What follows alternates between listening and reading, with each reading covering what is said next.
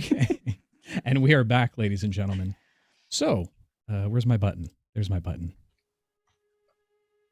On your belly. Hey now. Family-friendly content. Christian channel. When we last left our heroes, narrowly escaping a platoon of angry warforged, the party teleported away as a last-ditch effort. Unfortunately, the spell Alara had conjured took them out of the frying pan and into the fire. Finding themselves directly in the spell field, a veritable minefield of magic with near-sentient floating eyes atop large posts that acted as motion detectors. Anyone or anything found moving would be blasted to ashes. As the heroes stood motionless, debating on what to do in their current predicament, the sound of horns blared from the mines. It seems the word of the foreman's execution at Shade's hands had not gone unnoticed. A group of warforged titans flew from the gates out of the mines, barreling towards the party. Badly beaten, and virtually with no arcane energies left, Alara made a desperate call. Reaching out to her old mentor, the same man that has been at the center of the conflict, she begged for his help. Her companion stood in disbelief at her actions, but before anyone could answer, time slowed all around Alara until the point of stopping. Appearing directly behind her, her old mentor, Brazilian Vo. A tense conversation followed, with Alara trying to discover more of his motives. Not wanting to speak out in the open, Racilian offered to take her and her friends to a place where they may speak privately. And without much choice, Alara agreed. A moment later, our heroes found themselves in the familiar gardens of Gray the Wizard. Now reanimated, Lucy immediately charged at Racilian for the death of his father figure, Maxon, back in Boku. But again, Alara stepped in the way. She urged the party to hear Racilian out as a moment of truce was made. The party was led to the same log cabin they had been before, and as they entered, a young boy with skin that shined like crystal ran out the front door, hugging Racilian and referring to him as Grandpa. A heartbroken Pavo immediately recognized the young boy as Muscle Sanchez, the baby he had cared for after he had found them in the crystal caves. While inside the cabin, Racilian explained to the party his intentions with the champion's weapons, that he wished to stop an entity called the Silence from entering the realm and virtually wiping it out. To accomplish this, he would wake Thule and embed the ancient dragon's powers into Muscles. He and Muscles would then reverse time to the point where Gibble, the Heavensmith, and the Guardians never arrived in Bastia. And while his claims were far-fetched for the party, he explained that the real enemy was in fact Rhea, the current leader of the Guardians in the City of Gold. He believed that she, too, had intentions to resurrect Thule, but instead of open the portal for the Guardians to return, but instead to open the portal to allow for the Guardians to return to the realm of Eberron. And this act would allow the Silence to pass through. With more questions than answers, the party left the cabin with a choice to make.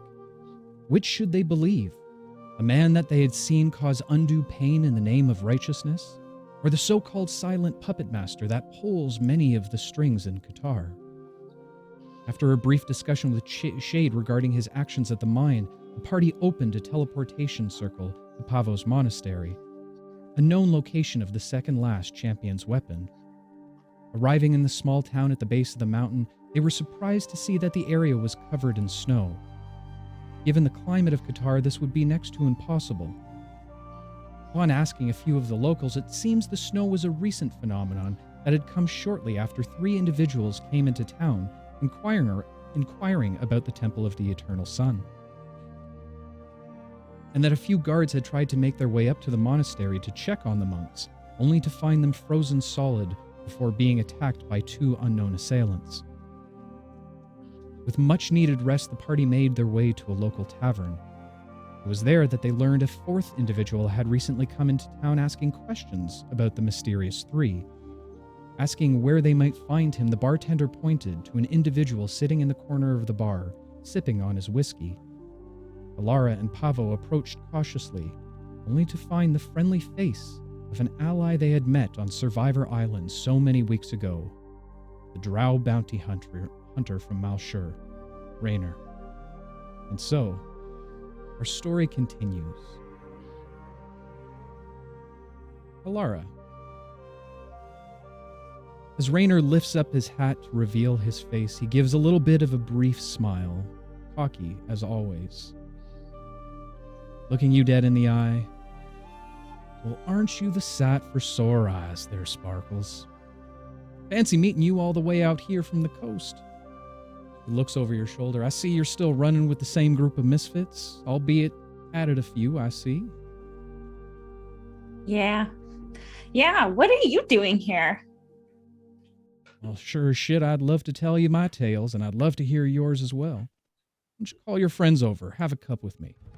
And he lifts his head. Okay. Bartender, round for us, group. Thank you very much. Laura, look at everyone. Come on, guys. I'll head over. Come on. As you all approach the table, he looks at the individuals surrounding you, specifically at Eli and Trix. Good to see you again, Shortstop. You hey, too, Rayner. Trinkles. Good to see all you. And Birdman. See that you're still around too. These other folks I'm not too familiar with. Pleasure to meet you. Hi. I'm Rayner. We've met before. I'm Ollie Sprocket. Tin Man. He takes a double take for a moment towards you and rubs his eye. I must have had me too much whiskey tonight, I'll tell you what, boy. But are you sure? I'm pretty positive. I mean, I've had quite the transformation due to my gibble, my lord, he kind of I couldn't think of the name. My deity, he kind of took me into his own, and then he kind of helped me out. I kind of stood out, and he wanted to help me on my journey, not only to make me a lot stronger, but I kind of fit in now, and I feel like I'm more part of the world, and I don't people don't look at me like a tin man. Welcome to the world of flesh and blood. Whatever your gibble is, I assume your god, your grandma, whatever the hell it is. But it's good to see you too, Tin Man. And who's this pretty boy over here? I'm tired. Good to meet you. Quite frankly, tired. Disappointed. And I grab one of the keys and I head upstairs. Oh my god. Don't worry about him. Your good friend, disappointed, tired. He doesn't seem like much for words now, does he? Yeah, don't worry about him. He had a rough day. That's Lucy. We met him in Trellis. Oh, I liked him better when he was tired. And what about you, strong man? What's with the arm? Nothing special. It's very useful. Used to cut down people. Oh god. Man, I would get my knife out and I would start carving a mark on it. Oh my gosh. All right, that's new. Okay. Yeah, he's a little intense. But under the surface, I think he's a good person. He does kill a lot, though. Yeah, we're working on it. Seems pretty useful to me if I don't ask. So, Sparkles, what have you been up to lately? You still kicking up dust, causing all the trouble? Yeah. Yep. Look at these, and she'll, I don't know, push out her wings, her new angel wings. Look how amazing these are. Also, I got run over by a giant car, truck, vehicle thing. And now my dress is kind of ruined, which, Ollie, I meant to ask you, maybe you can help me fix it at some point. And we almost died. Shade did some bad things, but we came back together, and I think we're all friends now. More or less. Sounds like quite a little adventure you've been having so far. Yeah. So you got ran over a car by some kind of caravan. Yeah. You died, and I guess you're now an angel? Is that what's happening here? Oh my gosh, me? No. No. If only. Great group of friends you gathered there, Sparkles. I can see why you added Yeah. him to the pack. Yeah, I also did something kind of bad, and I think that some of them aren't happy with me. Although, Shade, I feel like you wouldn't care. Are you just being mean to me because you're just being mean to me, or are you upset about the whole, like, Brazilian thing? I'm just trying to bond with other people. Oh. Rayner, hearing this, looks towards you as the bartender walks over with a few glasses and a bottle of whiskey. He begins to put the glasses down and starts pouring. You can just leave that bottle right there. Oh, God. Rayner reaches over, picks up the bottle, and looks to Shade, giving a wink, pouring his glass filled. I think I'll like you. Pick up the glass and just check it out. As the whiskey goes down your gullet, giving you a little bit more warmth in this now cold environment. Suddenly you feel a tingling in your arm. Oh. All right there, Shade? You gonna be okay? I'm fine. Well, go ahead and roll a D100 for me. It's a 56.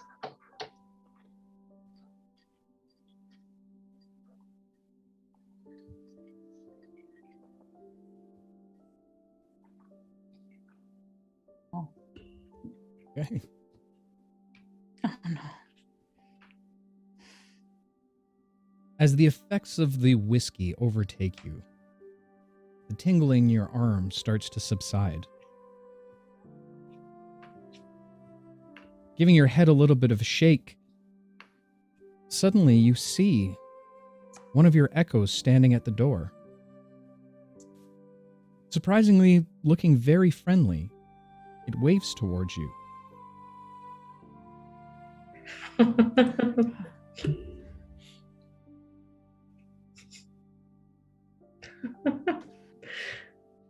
It gives you a little Wave wink. back. It gives you a little wink before putting its finger to its lips. Oh, no. As it waves, Oh, God. as it waves for you to follow it, No. suddenly we need passing to sleep. through the doorway. Do we even see it? Before I go, I pour myself another glass of whiskey, chug it, and go. Where are you Shade. going? Where are you going? Do we see the shadow figure, or is this? Looking over, you Just don't that. see anything. Oh, God. I walk out. I don't know about you guys, but I don't have the energy to follow that dude right now. I can't. My ankle's still Yeah. messed up. He Well, I kind of mean, just does his own thing. Anyway. He's you just. can fly. Oh yeah, I can fly. He's interesting folk. I'll say that much. He can take care of himself. He'll be fine. Yeah. Yeah, I'm sure if he loses an arm, he could just grow another. Fair point, Depends on Tin which Man. one he loses. Can I still call you Tin Man? Does that still work? I mean, technically, I was never tin to begin with, but I'm fine with it. I don't find it insulting. Fair enough. Well, Tin Man it is then. So, what brings you out here to these parts? This is my Well- home. Yeah. You live in this shit? I mean, fine I live village? at the monastery. Thought I recognized those robes somewhere. You been up there? Not yet. Gonna make my way up there shortly, though. Still have So some what intel brings- around. What brings you here? Well, as I was saying, I think last time I saw y'all were just off the coast of Trellis. I believe we parted and went our separate ways at that point. Yeah, you know who we caught up with in the jungle? Who was that? Your girl there. The lady of the lake. Mm-hmm. She's pretty pissed at you, man. Oh no, I'm That's for confusing you with Dendar. somebody else. Yeah, so I was like, Lizard.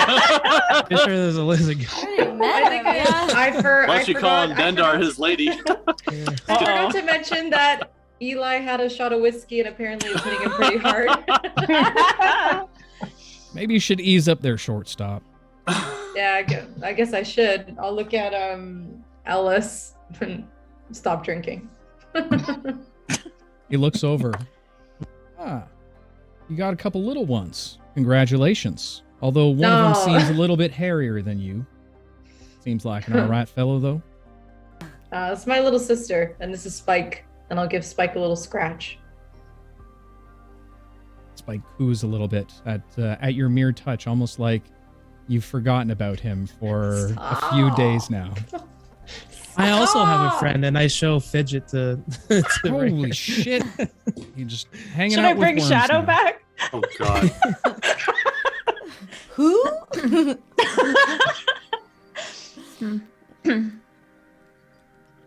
Well, I didn't know that you guys were collecting a zoo while you were here, but fair enough. I'm looking to do a little collecting myself while I'm here. You see, when I What does left that mean? you, Oh. when I left you at the docks in Trellis, I had someone I had to go see, an associate of mine. Let's look into this bounty that I've been looking for. I think I mentioned it to you once or twice while we were on the island. Well, it turns out that they went the wrong way. Ended up on the east side of Qatar rather than the west side that I thought they'd be approaching on. Ended up in a place called Hunter's Rest for quite some time. After that, went out, had a couple drinks, played a couple games of hold-up, won a nice little amount of coin for myself, and then, of course, made my way on over to Lady Velvet's establishment for a little much-needed companionship. I'm sure y'all can understand that. Do tell. More info than we need. Anywho, Everyone needs love. I 100% Yeah, agree with you there, love. Sparkles. Can't keep a straight face. I think Shade needs a bit of love. Maybe we should get him some love when he comes back. Maybe he's out finding it on his own right now. I hope so.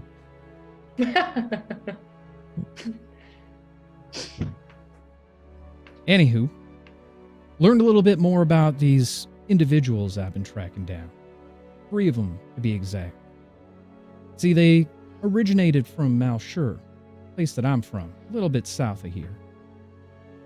They ended up on the east side of the island, as I was saying, over on Hunter's Rest. Seems that they've been out there looking for a ancient artifact, treasure of some kind.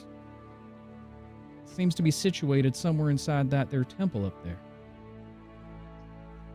Who are they? Don't know 100% for sure, but can tell you a couple names, what I know of them. First one's name, she seems to be more of the leader of the pack, the brains of the operation, if you will. Name's Emma. Word has it that she's a fan of the cult. Seems to follow her everywhere she goes. She's got 2 sidekicks with her. A gentleman named Telroy. I've heard of him before. Trained mercenary. Very skilled in the martial arts, as well as different forms of hand-to-hand combat. He's the muscle, if you will. Last, well, she's got a little bit of a reputation. Infamous legend, if you will. Her name's Grecia. Some say that she's got a few screws loose, but don't let that fool you. She'll dance the hell out of those blades. Leave you pretty torn up if you're in the wrong place at the wrong time. Now, like I said, I haven't been up to the top of this here peak just yet. I wanted to collect a little bit more intel, or, taking 3 of them on myself. Know your enemy and all that. Plus, got some supplies I need to pick up first as well, unless you all have some blankets or some type of insulation, you're going to need something. Trying to make it up that mountaintop. It's real cold up there, I hear, these days. You hear about the frozen monks up there? I did. I'm out of shame for those poor folks. I'm sorry about your brethren there, Pavo. Do you have any idea what caused it? Probably that Emma chick, eh? Likes the cold. Best guess, shortstop's got it right.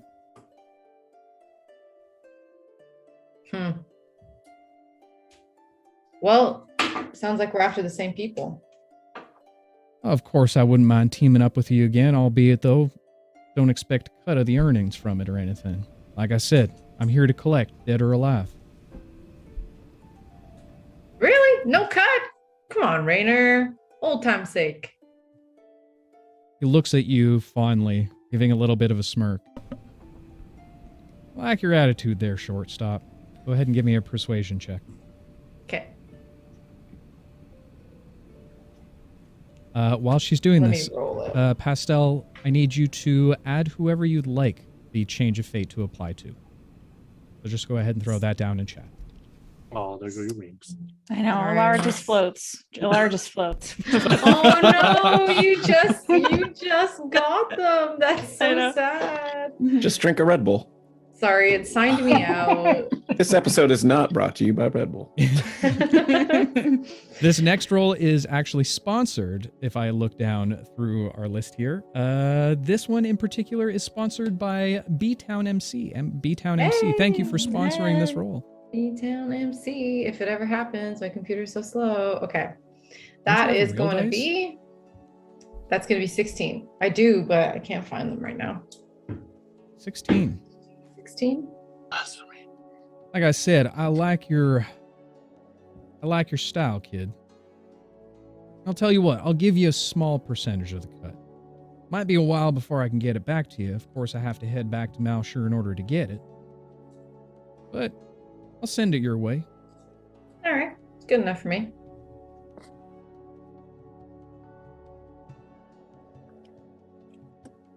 Well, Where you been digging around? We've sure. been hitting up for information and stuff like that. Any shady characters? A bit of a small village here. Not too fond of outsiders, that's for sure. But from what I've been able to gather with a little bit of coin and a little bit of my own persuasion, I'm pretty sure that's all these town folk know about. Where are you going for your equipment? Not too far from here, just down the way. A little bit of a shop owner. Deals in mostly leathers, pelts, things of that nature. Help you out with kind of some mundane armors. Maybe some accessories if you need them. Lucy loves accessories. Yeah. Hopefully we can buy him something nice, put a smile on his face again. Yeah. Anyway,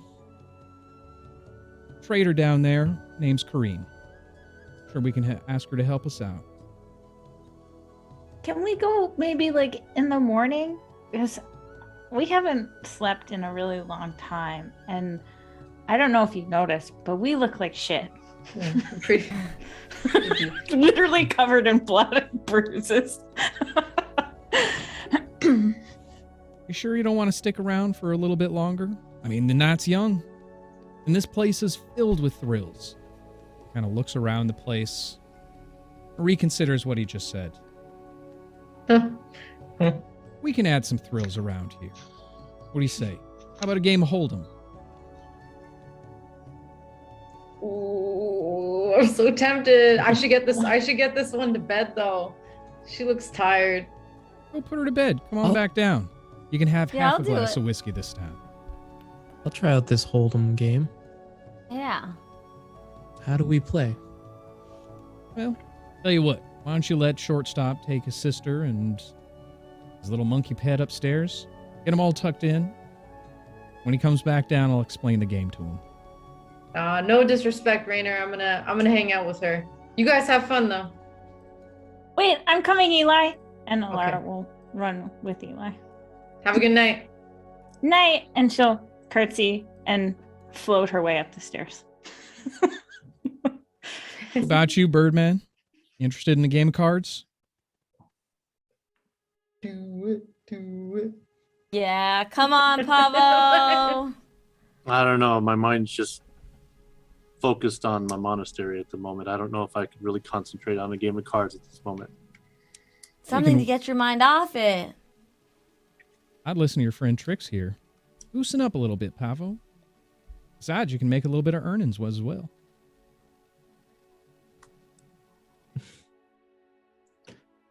I think If you earn for once if I'm you earn a lot of going- money, you can get some gear and build yourself up and fight the monastery demons or whatever's causing this stuff. Even better. fine. I'll try one hand. Yeah. Oh, character growth.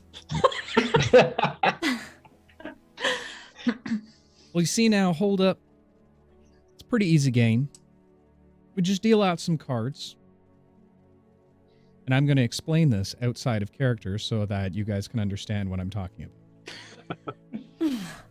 So essentially, hold up is a game of cards played with dice. Essentially, you roll 3d6s, keep them to yourself, and those are your cards for the first round. We'll have an option to bet based on your hand, very similar to Hold'em. If you have 3 of a kind, that would be 3 numbers of the same numeric value. You can have a straight, a 4, 5, 6, or a 1, 2, 3.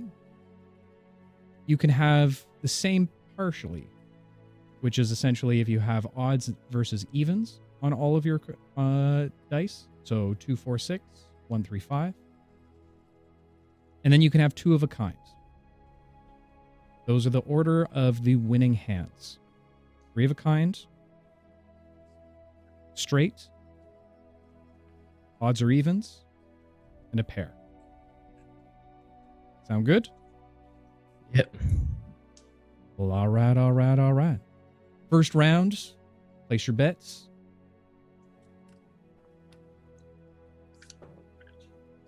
Wait, do we roll all 3 now? Well, you got to put your money in there first there, Tin Man. Okay. So you bet before you roll. Oh, there's a thing called a buy-in, Pavo. And how much does that usually entail? Oh, you know, just looking all that fancy, expensive gears you all have. Say 50 Wearing gold. robes. 50 gold. All right. I'll 50 throw in gold. 50. Is that too much for a monk like you, Brother Pavo? I'll do 50. Why not? It is. Taking a walk on the wild side. I admire that. What about you, Trix? You win? Oh, you're mute. You. I'm in. Slam my gold down on the table. As the pile of 200 gold rests easily on the table, I'd like all of you to go ahead and roll your 3d6s.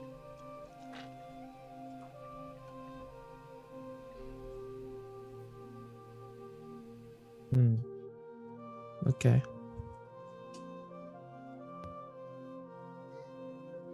Looking down at the cards laid out in front of you, Rayner takes a peek at his hand and eyes you accordingly.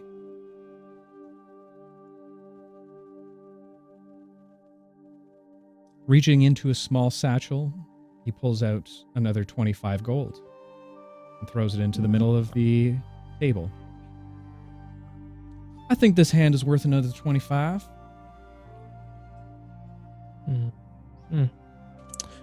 I think mine is too, and I'll put in another 25.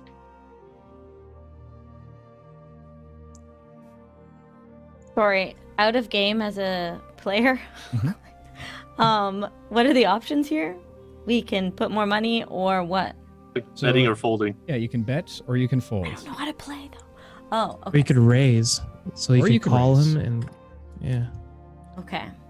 And so what happens when you fold? You're like, we're done. It's over. You Here's my no, card. you lose your 50 gold. You lose your 50 gold. And then the rest of us And? play And until then it- you're until- done yeah. at the table. Like Until poker. the round. Yeah, it's like Oh, poker. you wouldn't have okay, to. so we you keep wouldn't have to going- bet another 25 Yeah. if you fold now. Okay. Got you. Right Got now, it. Ollie Okay. called, so you either call or raise, and then I choose call, raise, or fold. Call what? Like All like if you're calling bet then the you're same matching 25 them. that they're doing. Oh, okay. Sorry. Yes, I will do that. Same 25. See, we should totally play poker one day. Yes. we I'm really should. bad at it too. I didn't realize this was gonna be Really, like really actually bad. like the game. I thought it was gonna be like modified. Okay. Got it. So what about 20 you, another Trix? 25. You putting 25 in? Here you go. All right. Yep. Birdman? I am. So I'm assuming you're putting more money in because you like what you have. So therefore, I will not put more money in. All right. Too rich for the monk's blood. I get it. Now 50. now we have a little bit of a round where you can take a few other cards. Ooh. You throw down whatever you don't want, and I'll give you as many cards back as you need. Always keep equal to 3 though. By the way, what number is high? Is 6 high or is 1 high? 6 is high. Okay. Yeah, I'm gonna give back 1 card. Do I tell you what the card was? Nope. Okay. Nope, you just So I'm gonna re-roll 1. Okay. Oh, can I do that too? Sure can. All right.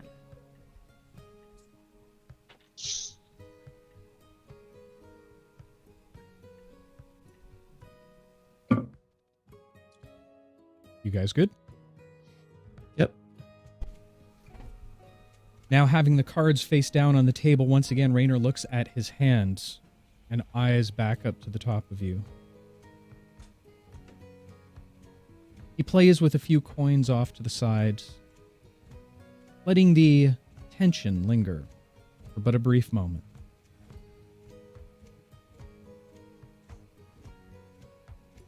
Well, shit. This is a pretty good hand, I gotta say. I'll throw in another 100 gold.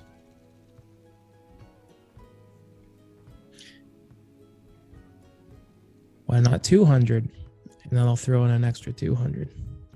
So you're putting 300 into the pot? An Well, we're at extra 100. 75 right now, so it'd be 275, right? Total? Right, but I raised it. So Rayner raised it 100. Oh, to 100. Okay. You're So calling it and Are adding you 100. calling it and adding 100, or are you calling it and adding 200? I'm calling it and adding 100. All right.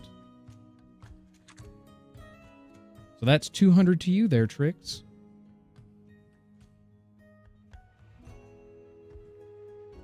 Oh boy. Okay, so is my option 100 or does it have to be 200 Has to be 200. because of Ollie? Correct. Or you could raise it even more. Or you can raise it Gotcha. even more. You could do 1,000 right now if you want. So I can, okay. Okay, I see what's happening here. Okay, okay. I'll go 200. Mighty fine then. Think I'll do the same. And Rayner tosses in another 100. Well, and he flips over his 2 cards.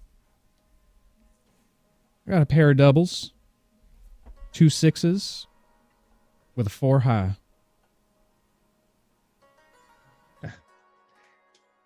I put over my cards 2 6s, 5 high. Oh, Just to so I'm not bluffing. god damn. Trix, what'd you roll? 2 4s and a 2. Well, goddamn, Tin Man. I've seen people play cards before. Never that good, though. Well played. Pot is yours. Oh man, I'm itchy now. Can we just finish the episode? Like, we'll just keep going. Just end here and then off camera, just keep playing poker for the rest of the night. Yeah. So I could add 400 gold. So that's 100. And then 150. I get my 200 that's back. 250. Then 450, 650, 850, I think you won, is the pot. 850. I thought we all just threw in 200. Right, we started at 25 with Pavo in. So that was 100. Oh yeah, I forgot about And then the Pavo's. three of us I threw remember. in 50, which Kate brought it to 150.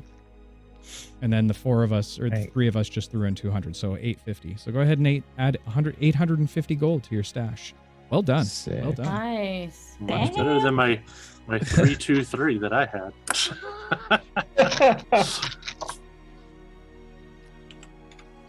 So, I guess in that case, the rest of the drinks are on you for the rest of the night, Tin Man. Actually, I was gonna go to bed now, so Oh, I'll buy him. I'll go up to the bartender and be like, "Bartender, I'd like to get my friend here another bottle of whiskey before I retire for the night." God. Of course. Well, I'd be happy to serve them. Now, the bottle, I said everything was on the house, but a bottle of whiskey is a little expensive. I'm sorry, I have to Fair charge enough. you for that. It's going to be about 3 gold. You know what? Take 10. I'm feeling generous. Oh, thank you, Master. I'm sorry, what did you say your name was? Oliver, Oliver. or you could call me Ollie. Ollie. Pleasure to meet you. I'll make sure to have some extras in breakfast for you tomorrow. And he gives Thank a you smile. so much. And then I'll head on to bed. Good night. Thank you for teaching me this game. It's been fun. Yeah, sure. Yeah. Just keep Well, walking Rayner, there. I think I'm going to call it tonight too. Nice seeing you again. We'll see you in the morning. No adventure in you people. All right, fair enough. We'll see you in the morning. Meet you back down here. Maybe I'll wait up for Shade to get back.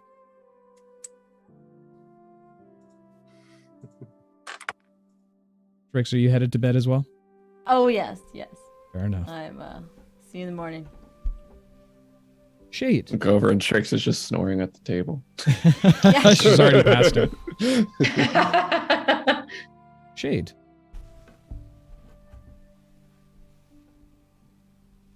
The city streets are relatively quiet and dark at night.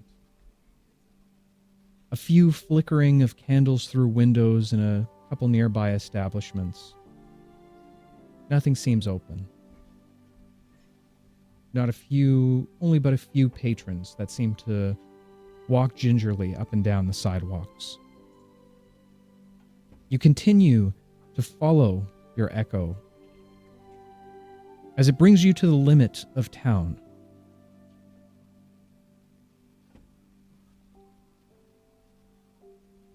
As you continue on, following the echo into a small wooded area, it brings you follow it into a clearing before seemingly it vanishes. Suddenly you hear a voice that you haven't heard in a very, very long time. In fact, since you were a child. Since the day that your arm was removed.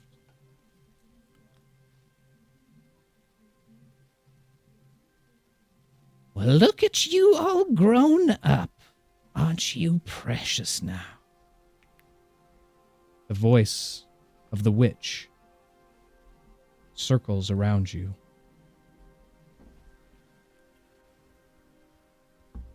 Wing. Tell me, Shade, have you been a good little boy?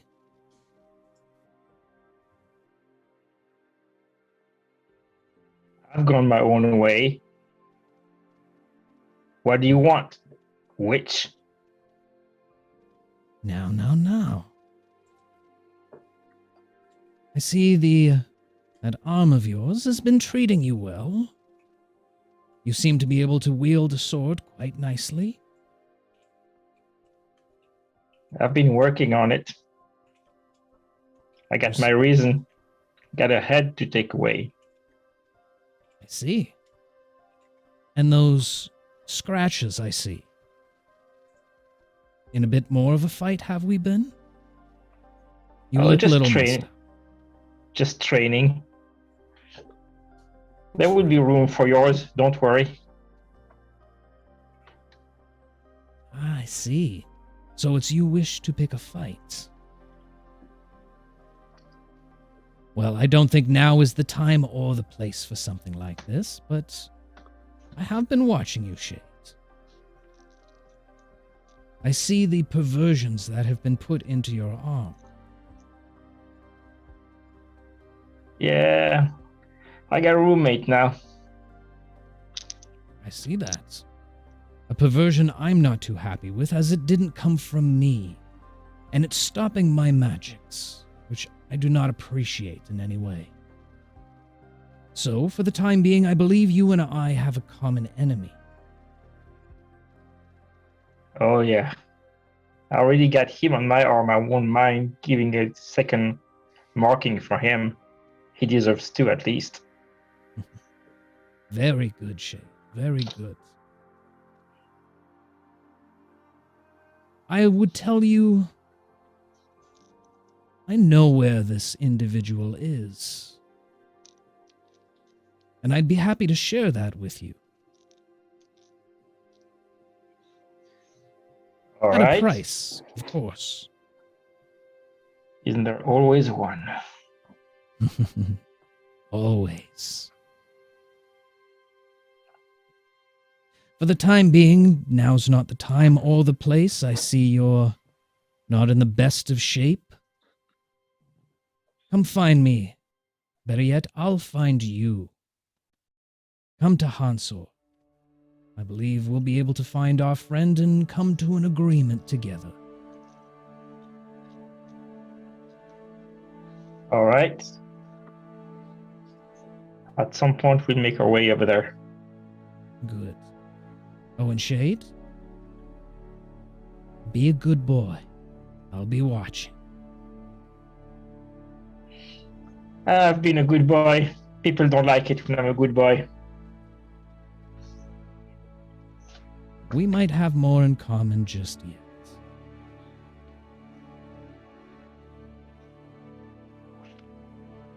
See you, hag. And I leave the clearing. Leaving the clearing, you begin to make your way back into the area. The trip back is a bit of a soulless one. Or, soulless is the wrong word. It's a bit of a stoic one. The impression that the hag has left on you is quite jarring. You, my friends, have received a dark heart.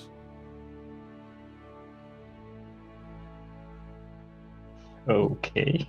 That's the wrong one. But you've also received that, from what I can tell. As you walk back, walking through the streets, you hear some chimes on a porch. And as you do, you get bardic inspiration. There we go. Why not?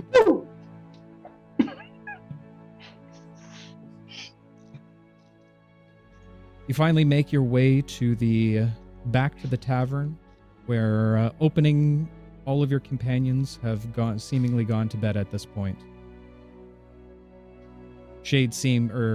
Rayner seems to be more or less unconscious and asleep, still sitting in his chair. I will go at his table and check if the bottle of whiskey still has something in it. It definitely is. The second bottle is still relatively full. Then I'll sit at the table and drink it. Okay.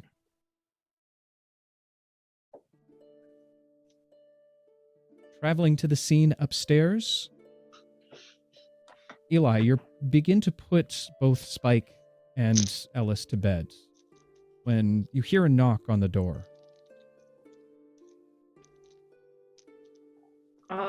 I'll go open it up carefully. As you kind of open the door but a few inches, Surprisingly, you find Alara standing on the other side of the door. Oh, let her in. Hi, Eli. It's so nice you didn't open the door with your daggers at me this time. I'm learning. Yeah.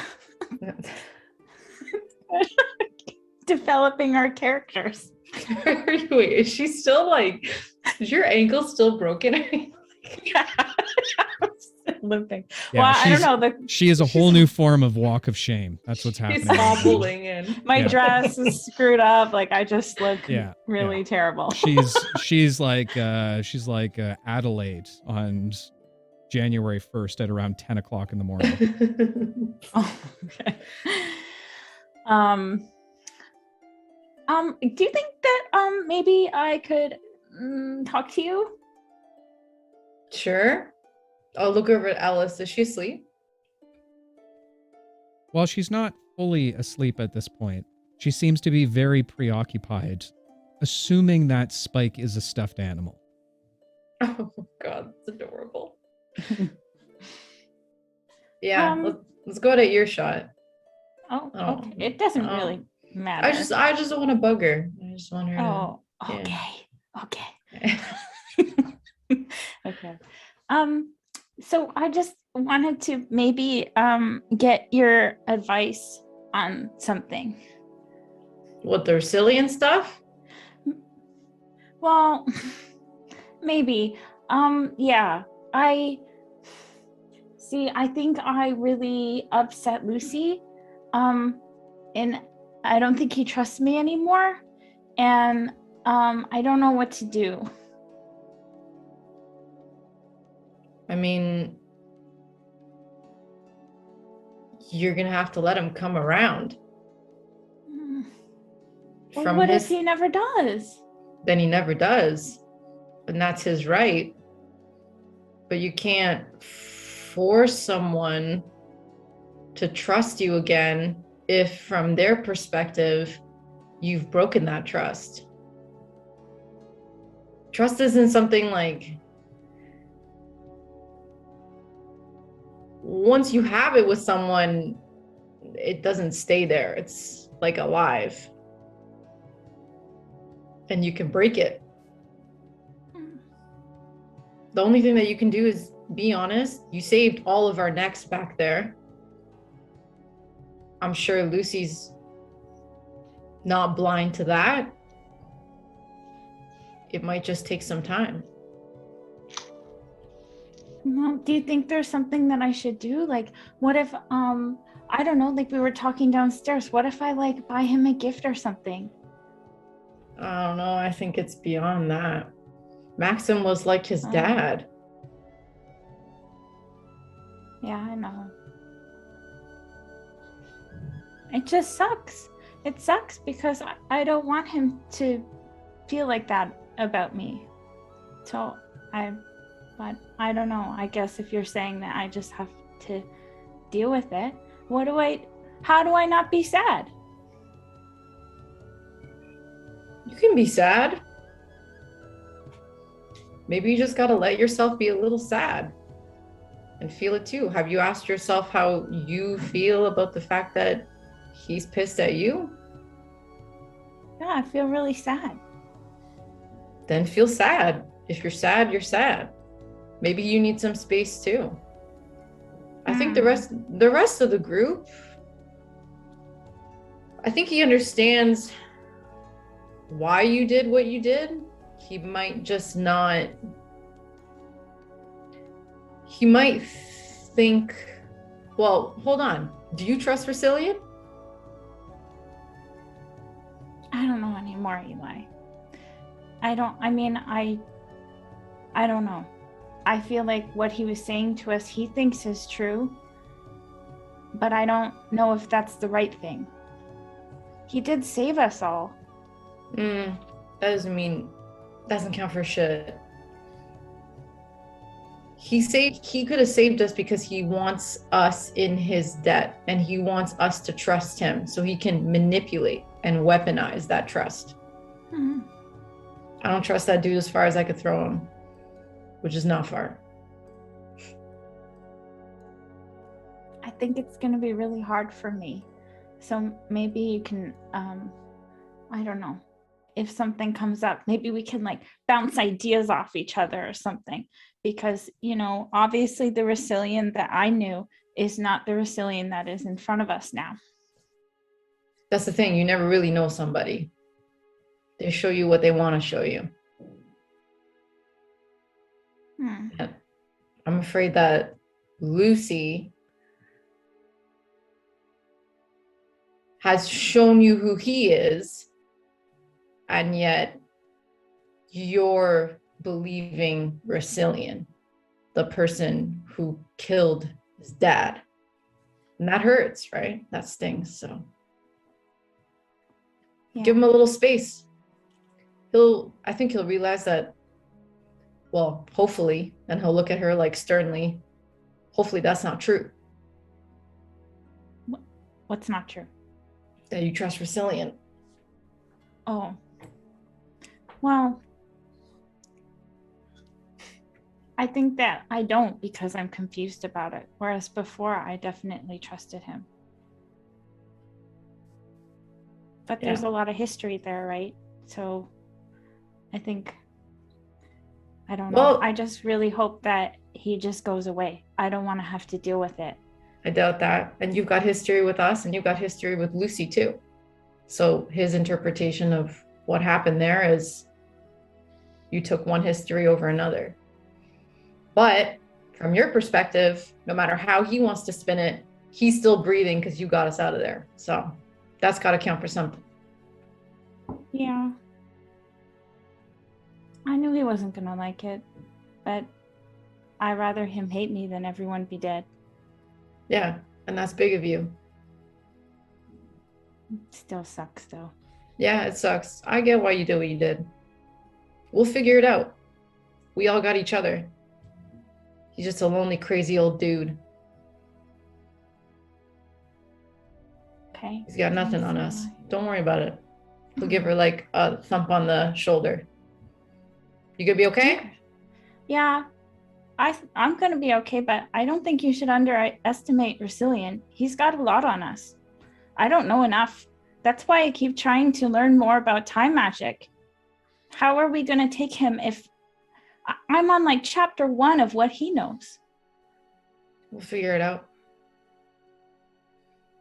Have faith. We'll figure it out. Okay. All right. Thanks, Eli. You got it. Go get some sleep. Fix that Yeah. ankle. Hopefully it's better in the morning. Otherwise, Shade's gonna have to carry me everywhere.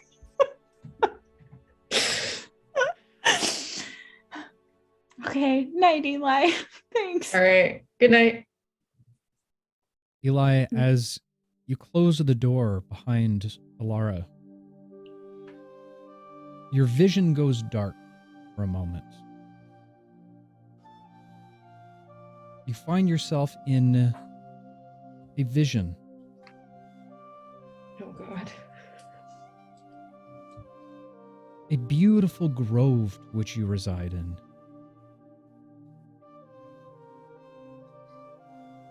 You see in the far distance an individual playing a lute, a beautiful song.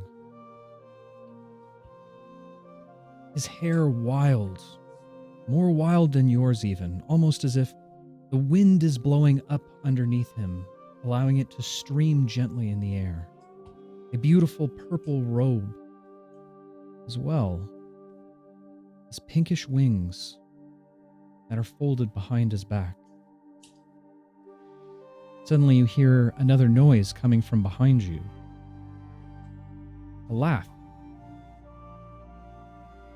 Turning around and seeing the individual.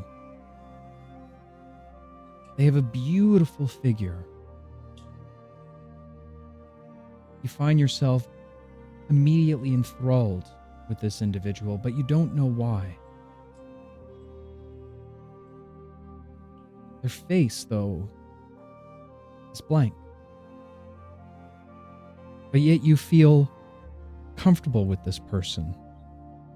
You feel safe with this person. And as you reach out to grab their hand, the vision begins to fade. Because I don't want to put words in your mouth, whenever you're around, the person that you're most attracted to, your AC is boosted by 2 points.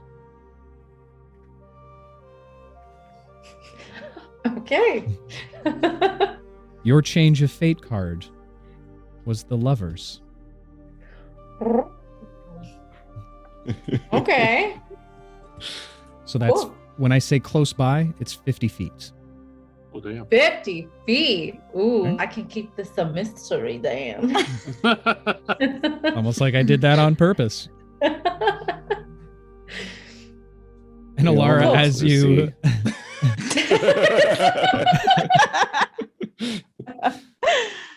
And Alara, as you float back to your room, you make it just to the front door before you slowly feel yourself back down to the ground as your wings vanish.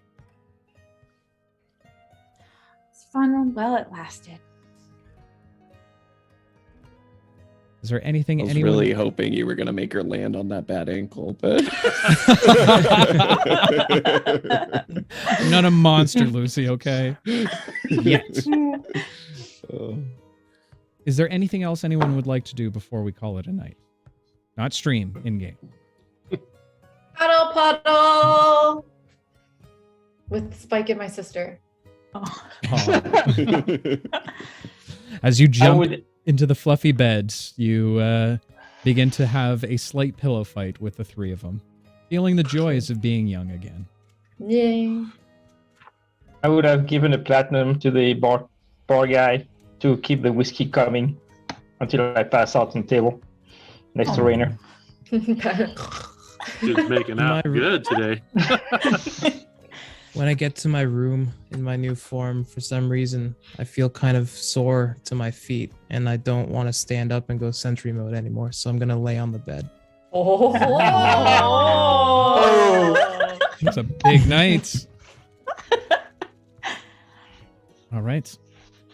As you lay down, leaving Fidget just on the nightside table. Is there anything else you'd like to do before you call it a night? Just say goodnight to Fidget. All right. With that said, the night passes by without any disruption. It's the first time in a while you've been in a place where it's quiet. Almost too quiet. Don't. What? God. What? I didn't say anything. Where's my dice? He's just... No. No, I'm just kidding. You all awake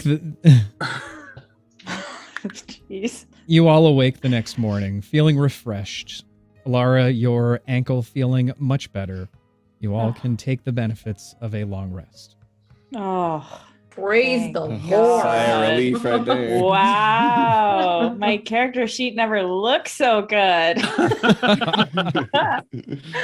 Even me? Oh my God. You know what? I'm feeling Good generous question. today. Go ahead. You can have a long rest as well. Means Thank we're you. heading in some shit. Now the Yeah. hangover the next morning.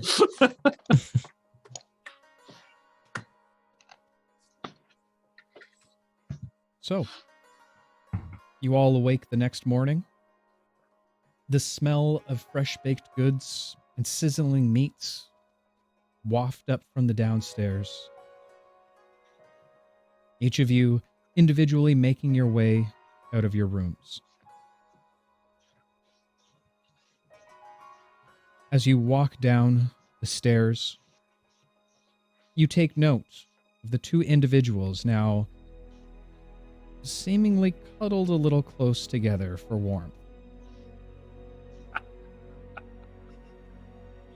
Shade and Rayner have not moved from the table, as now 5 bottles of whiskey, now emptied, reside, some tipped over on the table. Laura will say, I'm glad someone found love last night. Ah! Oh, they're looking mighty cozy. Should we go wake them up? I wanna give Shade a wet willy. All right, Every character. go ahead and make a melee attack for me. Melee? I'm just Why is that? kidding. Don't make a melee attack. How far are you putting it in? Shade, your dreams that night are rather dark. Not unusual. But after having the experience with the hag, something seems off for you. As you wake up abruptly, feeling a slimy, cold, wet feeling in your ear. I will punch whatever put his finger in my ear. All right. Go ahead and make an attack, melee attack, unarmed with disadvantage.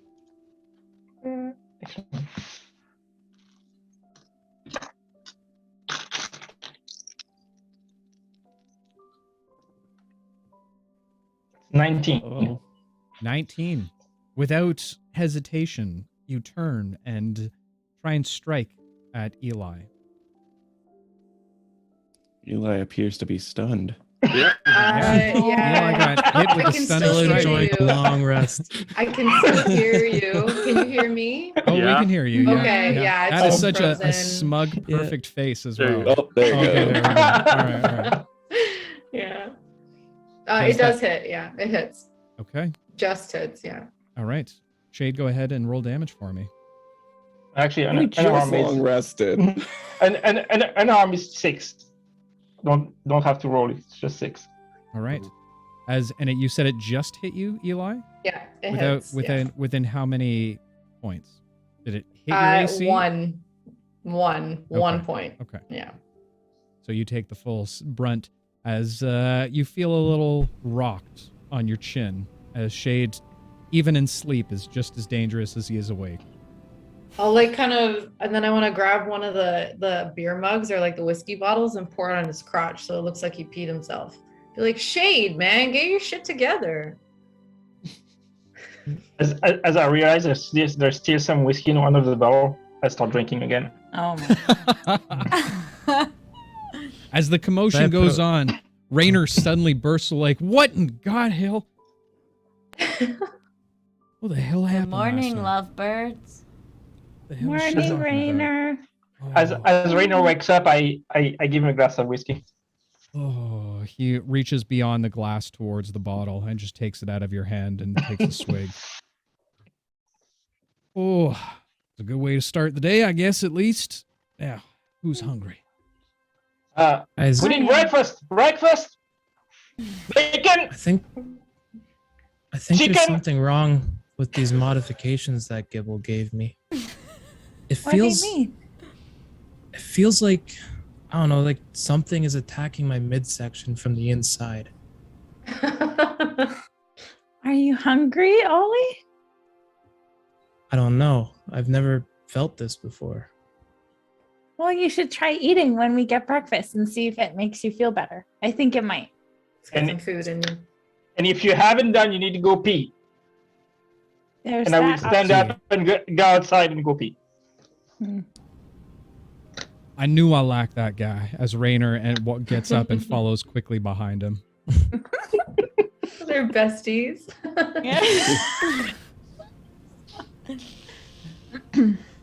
As you all sit down for breakfast, the bartender brings over a plethora of food for you. Fried meats, some potatoes, a couple eggs, as they seem relatively rare. and seemingly not wanting to insult Pavo. Sitting down. That's right, I don't weigh him. Ollie, you feel this sensation, this burst within you as you smell the delicious foods that rest in front of you. Food has never smelled this good to me. This is I'm gonna grab like a muffin and try it. I will stop him like, no. You're peeing. Get out of Peeing here. outside. Yeah. Wash your hands. Wash your hands. Oh, de las manos. I will pour some whiskey on it. Oh my gosh. Yeah, that's an effective way, actually. I mean- Think about it. Yeah, no, I accept that. yeah, that's fair. I'm gonna just start like shoving my face and be like, "Oh, Ollie, you're gonna love this." I try my bite of muffin and be like, oh my, it's doing something. It feels like it's healing my insides. And I keep just eating it like crazy. And then as I keep going, I'm going to just start gorging and just eat as much as I can. And oh my God, this bacon, this is what bacon tastes like. No wonder you've been storing all this bacon with you and eating it. And I just grab this and I'm just chugging like orange juice or whatever kind of juices they have. And I'm in bliss right now. Oh, Tin Man, slow down. It's like you never eaten anything before. Relax. I have, but I haven't. This is weird. I've tasted things, but it hasn't had an effect on me like this before. Take it easy, dude. You can't eat that much. It's gonna make you feel sick after. You'll see. But it's making me feel better. Yeah, but you gotta go slow. Go slow. Just chill out. Enjoy it. Yeah, there's a lot of fiber in there, young man. Just relax, okay? He leans over to Eli. Has anybody told him how that comes out? No, we haven't had that talk yet. I'll leave that to you then, folks. You know, this must be the limitations of this form. I do feel a lot weaker in it, but it does give me the physical appearance I'm looking for. So maybe the counterbalance is when I'm in my metal form, I have all my strength and stuff. But if I want to look like this, then I'm gonna have to deal with the normal things that you biologicals have to deal with, which is fine by me. I feel like I fit in more now. I will look at Rayner and I will tell him, you know what? He's never felt pain either, and I will punch Holly. Ah! Shay. I felt pain. Jesus Christ. It's like 8 a.m. Ollie, You're right, Eli. I will go to the bar and get another bottle of whiskey. Oh my. Fair enough. All right. Fair enough. I don't know how much we can count on that dude today. He's having his own party. Yeah. Ollie, as I want to cut Ellis's food for her and feed her. Oh. As Ellis sits down at the table, her small tiny feet don't necessarily reach the ground, and she just kind of kicks them happily back and forth. She seems to have gotten past the traumatic events of the day before. Yeah. Remember that That's time good. you were a crocodile? And you saw a man murdered right in front of you. Got dragged into a portal. Nope. Open up for the choo-choo train. There we go. Perfect. Yep. I'm gonna move past it. Am I doing it again? Oh, good. She Just sits there imagine, like, and dances Don't tell and Mom and Dad, hums. Don't tell Mom and Dad. She sits there and hums and kind of dances in her seat as you shovel food into her mouth. See, Ollie, she's feeling the same thing that you're feeling. Isn't it amazing? This is fantastic. As you continue to feed Ellis, all of a sudden you feel Spike leap off your shoulder onto the table directly in front of Ellis as he opens his mouth wide. Okay, Spike, you too, Spike. There you go. He starts dancing around a little bit. The two of them are now swaying back and forth. Ellis humming away. Spike What's this giving precious? his little gurgles. I guess, yeah, this is fatherhood. So. Yeah, you're single dad now. Okay. One for you, one for you. Laura's gonna test the waters, and she's gonna sort of, not looking at Lucy, just say like, "Morning, Lucy." Good morning. It's just kind of eating his food gingerly, not like doing anything out of character. Laura fights a little smile creeping up the corner of the side of her mouth. After finishing all of your food and drink for the morning, you eventually get up and start to make your way to the front door as Rayner kind of stretches out. God damn, that was a good meal. All right, y'all ready to do this? Is there anywhere I could leave Ellis? Oh, yeah. That's a great question. Yeah, there's locks on the room. Go ahead. I'm not gonna leave her in the room by herself. Man. The bartender speaks up at this point. I'll be happy to watch after the little one. It's been years since my daughter was that age. It'd be nice to have a little bit of a helping hand around here. Oh my god. You can leave think it Spike should with be- her so she has a friend. Yeah. Yeah, I will leave Spike. Do we have... Oh, we don't have like a set of sending stones, do we? Elara, can not you... a pair, no. No. Elara, you think we could check in on her a couple times to make sure We that can everything's check. going well? We can check in on her 3 times. Okay. Preferably not 3 times, though, Okay. because, it takes a lot of energy. Okay. Who's this But if bartender? we Does need he to- look... Can I do an insight check on the bartender? You sure as shit can. Ooh, dirty 20. 30-20. The bartender, looking at the man, he has relatively crew cut, very clean, well kept, nice full mustache on him. He's only been kind to you and the other patrons, from what you've seen so far. He doesn't curse, he doesn't swear. He seems to be a relatively stand-up citizen of this small village. Oh, Eli, I have a different option, but it only lasts for an hour. If you give me 10 minutes, I can link us all telepathically for a whole hour. Plus he knows better Shit. not to piss off a member of the monastery. Yeah, I was gonna say, Pavo. You got some clout around here? He won't mess with us? The relationship between the town and the monastery has been very, very, very good. Okay. Well, yeah, I'd really appreciate that. Ellis, are you okay with that? I just want to bring you into any more dangerous situations. She doesn't seem to be paying attention to you at all and is now making faces with Spike. So he'll just go up to her and he'll say goodbye and he'll explain, I'm gonna leave you with Sir. Alara's gonna call you later. Oh, not now. You don't. Not you now, want- later. You don't want to be linked to everyone. We could talk without talking for the next hour. Eli, would it be a good idea to use the sending stone to call your parents and let them know where you and Ellie are? I guess I could call your parents.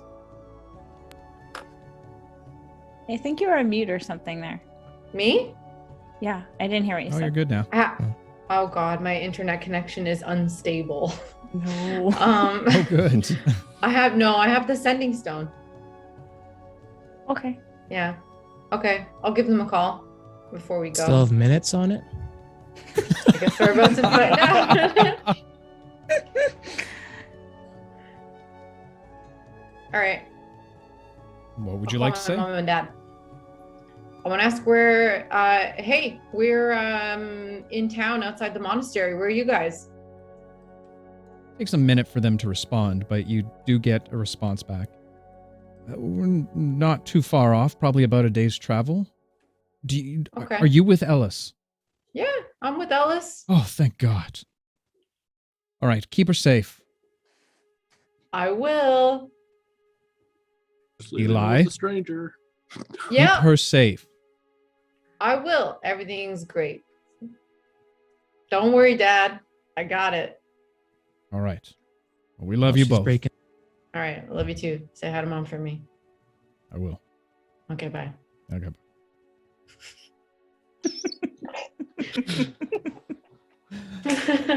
Okay, kind sir. Strange sir. Thank you for offering to watch my little sister for me. Of course, I'd be happy. As I said, I'll put her to work. She looks like she could Okay. use a little bit of work. Put her to work? Yes, same way my father raised me and I raised my daughter. I don't love the sound of that. What kind of work? What? He walks over to a closet and opens it up and pulls out a little tiny toy broom. Okay. Don't worry. She'll be fine. All right. I appreciate it. And I'll give him 25 gold. No. By all means. You've been far too kind to me enough. Are you sure? Not really. Please, let Eli me... wasn't really. You are. You've all been very kind. Thank you. This is more than I earn in a month. I'd be happy to look after your sister. I really appreciate that. That's very generous of you. Least I can do. Okay. All right. Yeah. Okay, let's go. I feel a lot Shall better. we head out to the supply store now? Yeah. Thank you. Pavo. Pavo, I dude. know you're stressed. I know you're Relax, stressed. man. We're gonna figure this out, okay? We're gonna stick together and we're gonna get through this together like we've always done. And we're gonna make sure that everybody's safe up there if we can, if it's not too late, okay? But more action and less talking. Okay, let's go. Okay. As you begin to head for the doorway, Ollie, suddenly, the vast amount of food within your stomach finally hits. You feel a rumbling in your stomach, like you've never felt before. Guys, it got worse. Yeah. It's worse. Do you need You, to my use the friends. bathroom, Ollie? Have received a dark heart. The next skill check you make is with disadvantage. Heart or No, Ollie, no. Dark no. fart. No. Oh. All right. And on that note, I think we're going to take a short break for the evening so we can go take some real life bio breaks. But as always, if you have a few questions, we will be happy to answer it while we're on break. We will be doing our first giveaway for the evening when we do get back. Until then, go out there and get your apple juices, your orange juices, your whiskey juices, whatever you deserve. Sherry Bombette, if you're out there, my dear, go pop yourself some popcorn. We will be back in just under 5 minutes, guys, so stay tuned. Love y'all. Jesus Christ. I am so glad you guys can't hear what is said sometimes on our break, guys. With that said, we are back.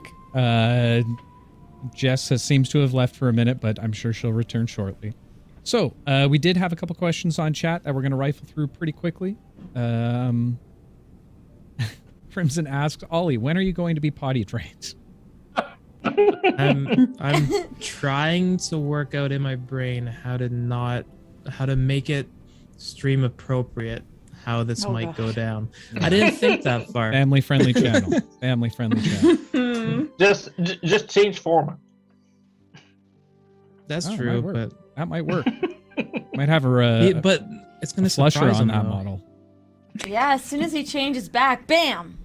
Oh my god. Jesus. It's gonna be poop and gold. It's crazy.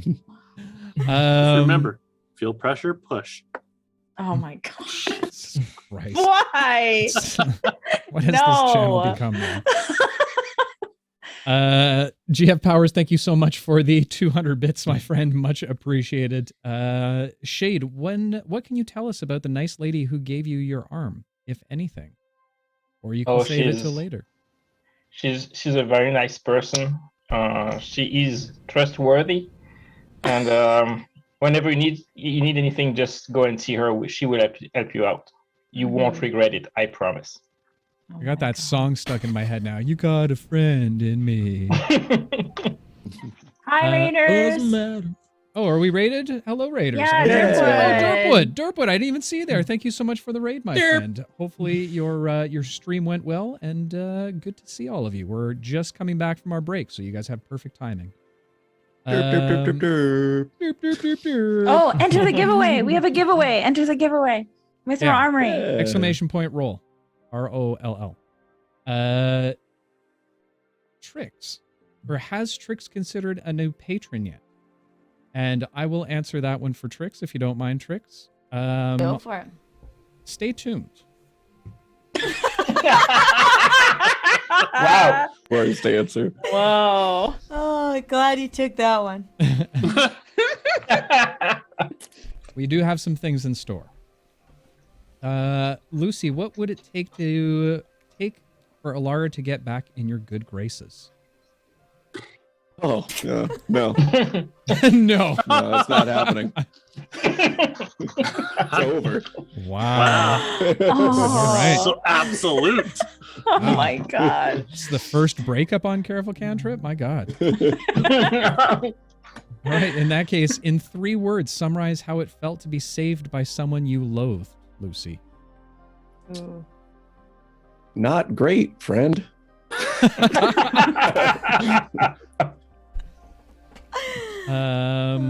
Okay, first drawing or both drawings at the end of the show. We're going to do our thing right now. Also, thank you to Chill Firebrand for the follow, and welcome to the Tripper family, my friend. And I think that there's raid, blah, boop, boop, whole lot of things going on. Okay, we're going to do our first giveaway for the evening. Again, this is for the lovely Tin D20. And the wonderful thing about this is it fits directly in your wallet. So if you ever are at a hardware store and all of a sudden a zombie apocalypse breaks out and you have to roll initiative for some reason, we've got you covered, my friend. We've got you covered. So with that said, can I get a drum roll, please? Hold on. Not a good These are drum all roll. fantastic drum rolls. Well done, guys. I'm definitely impressed. There's a little bit of like steel drum happening right now. So the winner of the first giveaway for the evening is a relatively new entry. Keating Wood Wrights. Keating Wood Wrights, congratulations on winning the Tin 20. If you are not in our Discord, what's wrong with you? No, I'm just kidding. If you're not in our Discord, let us know. We'll reach out to you on Twitch, and we'll get all your infos so we can get that over to you post haste. We do have one more to give away for the evening, so if you do still want to enter, feel free to go ahead and do so. But with that said, why don't we go ahead and jump back into tonight's episode?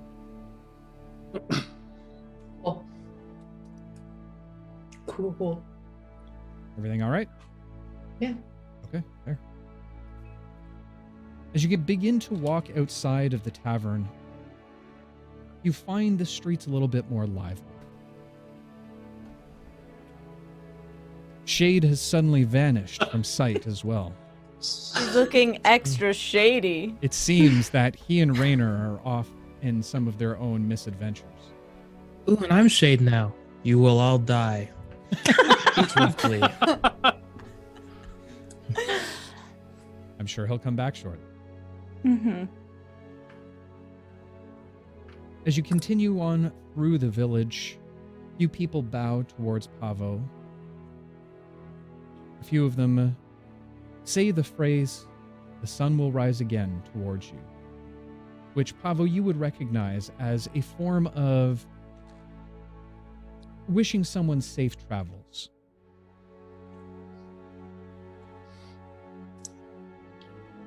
Whoever says that, I'll repeat it back to them, just as courtesy. Okay. Continuing on down the way, you eventually hit a spot where all of a sudden there's a strange smell emanating all around you. It seems like there's somewhere in the area that's soaked with the oil from a lantern, or the smell of kerosene. Oh my gosh. Unbelievable. Where does the smell seem to be coming from? Continuing onward, Ollie, Pavo, you want one rip? Jesus Christ. Oh, is that what we're talking about? I'm sorry. Did I? No. With a silent but deadly. Making her way. Dear Lord. Oh my gosh. Pavo, you would recognize this familiar scent as the oils that they put in the tanning leathers from the shop not too far. Rayner continues to lead you onward to a little bit of a stall, half hut. Seems like the front entrance seems to be that of a shop with a number of items hanging up from rafters. The back of it, there's a bit of a doorway there, which seemingly leads to perhaps a home. As you make your way up to it, an older woman walks out. Not very tall, only standing roughly about 4 feet off the ground.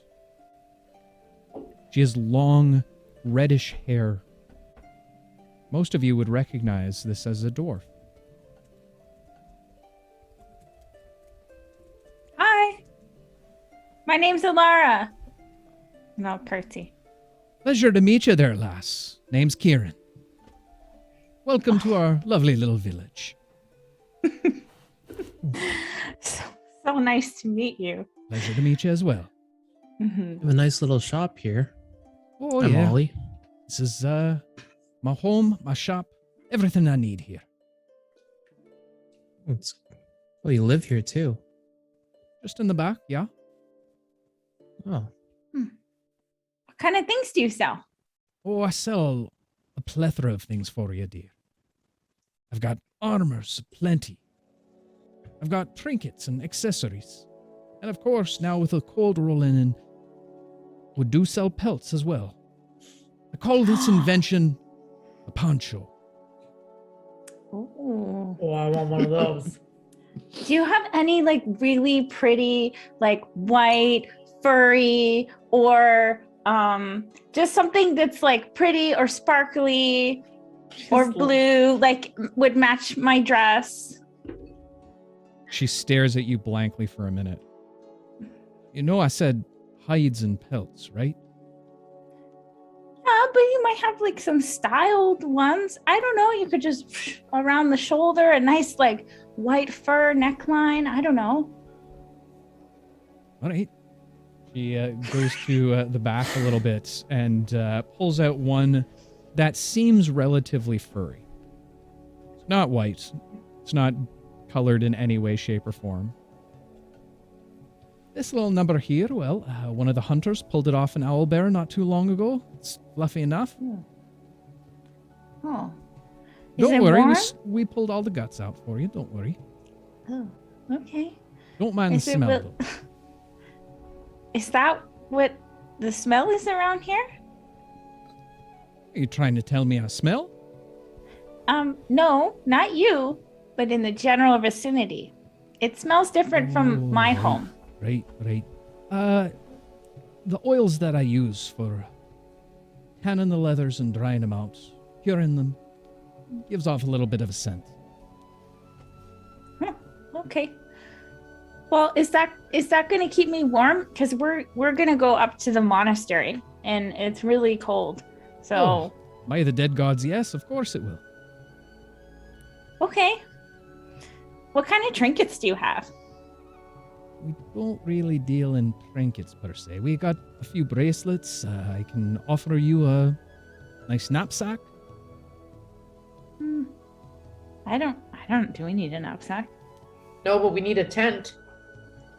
A Do you have a tent. tent? I can do that. I can do that. I think I have one in the back somewhere. I'm gonna take one of those ponchos too. Would that keep me warm on the mountain? Also, hi, I'm Eli. Pleasure to meet you. Pleasure. Strapping young lad. Yeah, we Thank do you. have we have pelts for all of you. Nice thing yeah. Will is the you don't have poncho to be- keep me warm up there? Ah. I like the idea of the poncho. It most likely will. It's a little bit more expensive though. A little bit of a design feature to it. It has pockets. Secret That's pockets? worth it. It doesn't have any secret pockets in it now, but if you give me about an hour's time, I can probably sew some pockets into it for you. How much gold? For the pelts, generally do about 55 silver. So any kind of custom work, probably put on another 20 silver pieces. What about the poncho? Ponchos go for about 100 gold. Or 100 silver. Mm. I'm gonna take a poncho. Can you toss Do you in a have 'em? couple hidden pockets for me? Yeah. Of course. Like I said, gonna be about an hour though. Do we have that an time? hour? Eli, please, can we stick to necessities? It's Can I come important. back and drop it off? And can you put the pockets in later? My friend's in a little bit of a rush. We're in a bit of a rush because our friend is in a rush. Yeah, what she said. She looks towards Pavo. Hey, brother. It's good to see you. Nice to see one of you's thawed. No insults meant, of course. None taken, but that's why we're heading up there to see if there's something to be done about it. So we need things here that can keep us warm while we travel up there. Well, if it's a journey that you have, it has to be done. For you, I'll do everything at half price. If you can save the monastery. That is the goal. Do you have something that can accommodate me with my wings? As I know I'm a different build than most people you see. Wouldn't take me too long to cut some holes for you. I'll take a nice pelt. Yeah, me Having as well. flesh is kind of, it gets a little cold,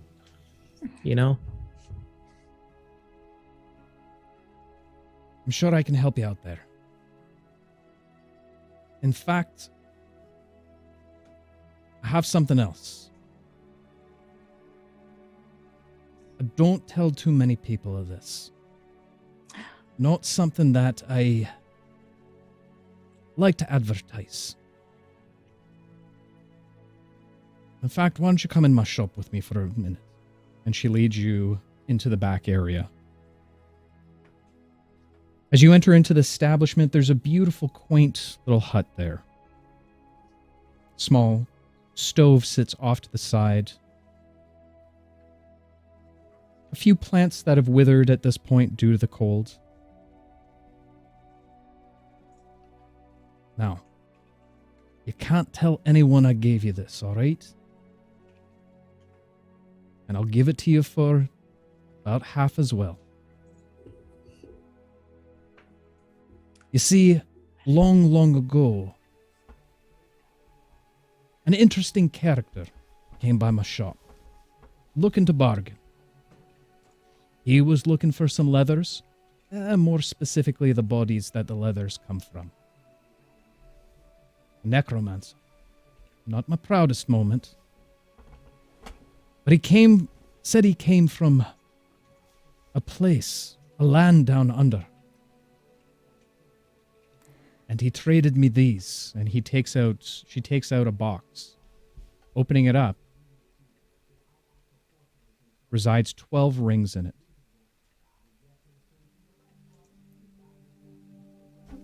What do these rings do? These rings will do away with the ponchos for you. You won't have to worry about them anymore. They will help us resist the cold. It'll do more than that.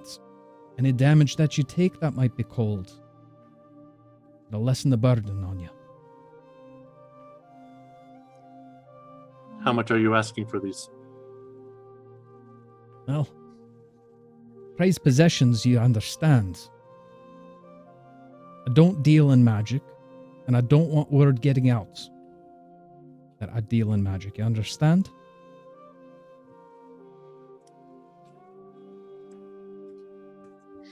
Okay. I'll give it to you. 200 gold each. Ooh. Sold. Can everyone afford that? Yeah. So we got from Everybody's okay? our alliance. Yeah, I'm good with our allowance from the other town. Okay. I came into Works. some money last night, so I'm good. Rayner Oh. scoffs at that point. Yeah, you sure shit did.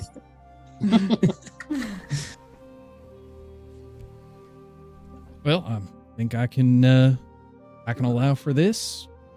I got the golds. Y'all have the gold as well.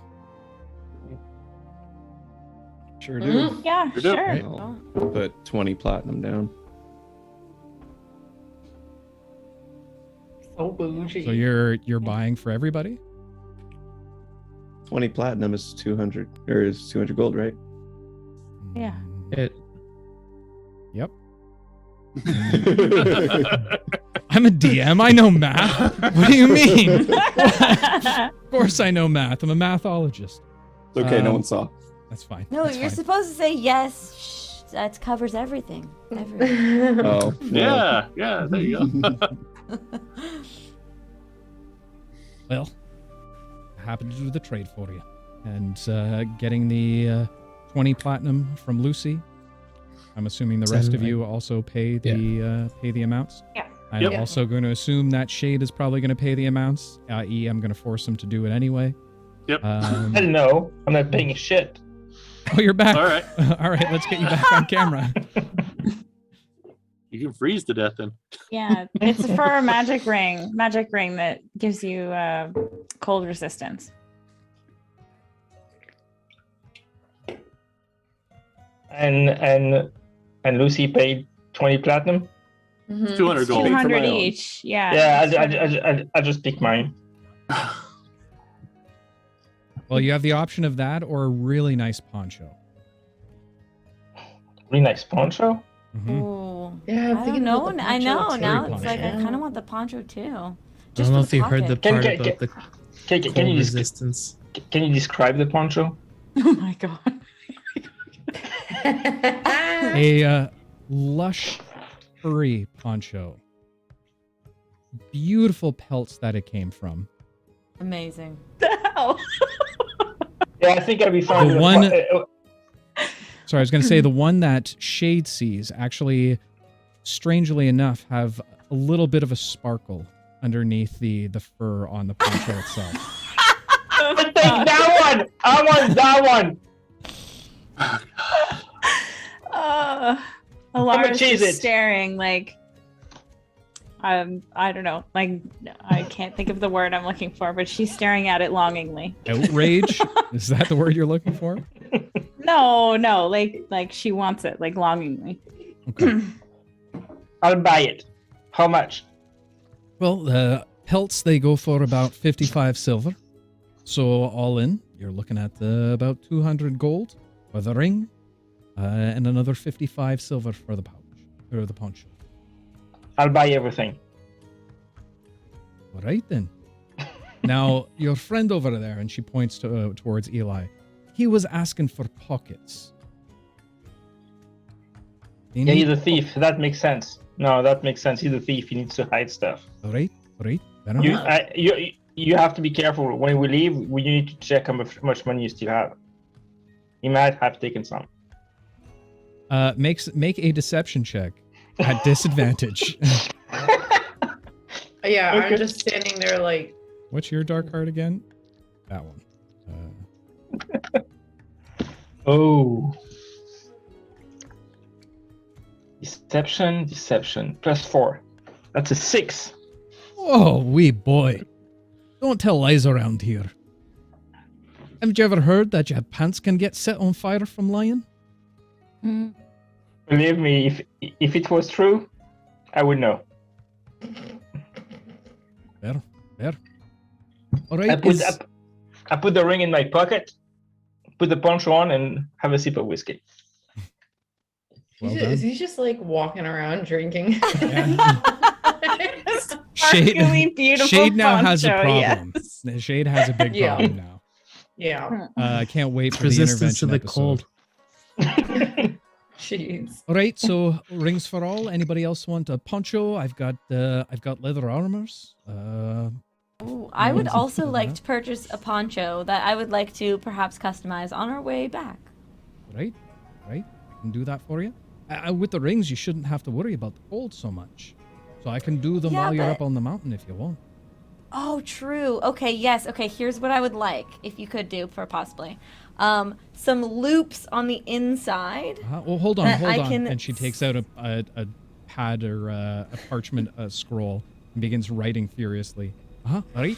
Yeah. Some loops that I can put like spoons Okay. Yeah. into Diva, the yeah, loops. okay. Like that. Yep. Mhm, And then like pockets on the other side. All right. Yeah. All right. Take a little bit That's more all. than an hour, but I think I can Okay. help you out there. That's fine. I'll pick it up later. For the wee man, you want some pockets on the inside.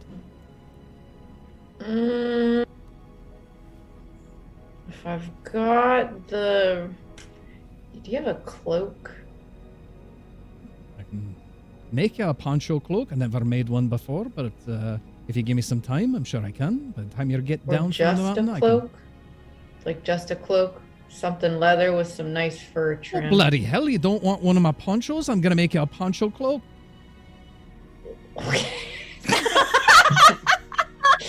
It's backfired real fast. I mean, Bloody Damn it, insulting Eli. that halflings are in here. Like children, am I right? I wanted a cloak. Like I thought I didn't know. The reason that I wanted the poncho was because I didn't know that we had the rings. All right. If I can all right, kinda- I'll make you a I can cloak. kind of pick what I wanted, like a cloak with some pockets in it. Just get Nice. just get a cloak for your sister, okay? Be nice. That was actually really thoughtful, Shade. I know, right? Wow. Shade, you're talking. I'll take another sip. Shade, man. Yeah. Oh my god. Does Shade become nice when he's drunk? You may want to Yeah, I slow gotta- it down there with the whiskey if you're headed up to those altitudes. Might throw you I- off a little I- bit. I heard it's very cold. I'm just keeping myself warm. There. Did the same back in my hometown. Anything else while I have you here? I don't know, guys. what else Keeping do in you mind think that we we're need? on a bit of a time crunch. Yeah, Thank you. potions. If you have potions. I No, feel like don't we're deal in out potions. of Do those. magic. I got oils for the tannin leathers, and that's about it. Okay. But Pavo's if that's what walking you're looking outside for. now since we're done. Hey, if you Lucy have falls.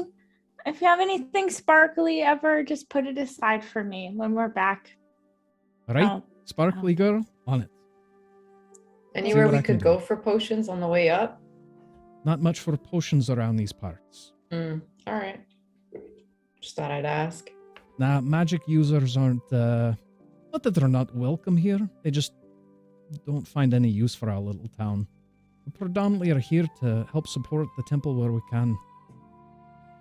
Yeah. All right. Well, thanks a lot. Aye, pleasure to meet y'all. Thank you. You too. nice to meet you. Not a problem. And hey, if you smell kerosene, maybe it's Kareen.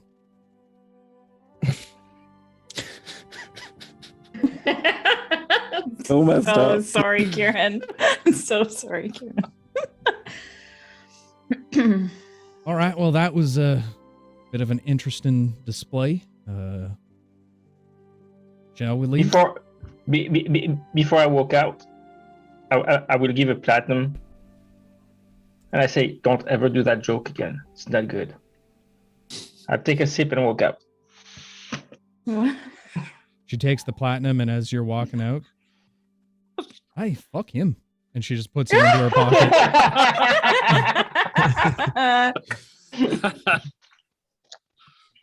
What are we adding, by the way? So there should be a ring of cold resistance. Is what you're adding. Dude. Which Okay. I see a ring of warmth, which does Yep, that one. resistance to cold damage. Yeah, okay. That's the one I was looking for. Oh, well, there's also a ring of cold resistance here. this is what I found. Okay, time out. T.O.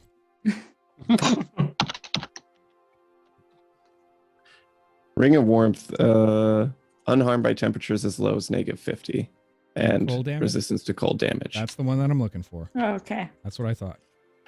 I know how to DM. Come on. I remember everything in the books. Oh my gosh, you can add it into a bag of holding now on D&D Beyond. Sponsor us, D&D Beyond. Jesus Christ.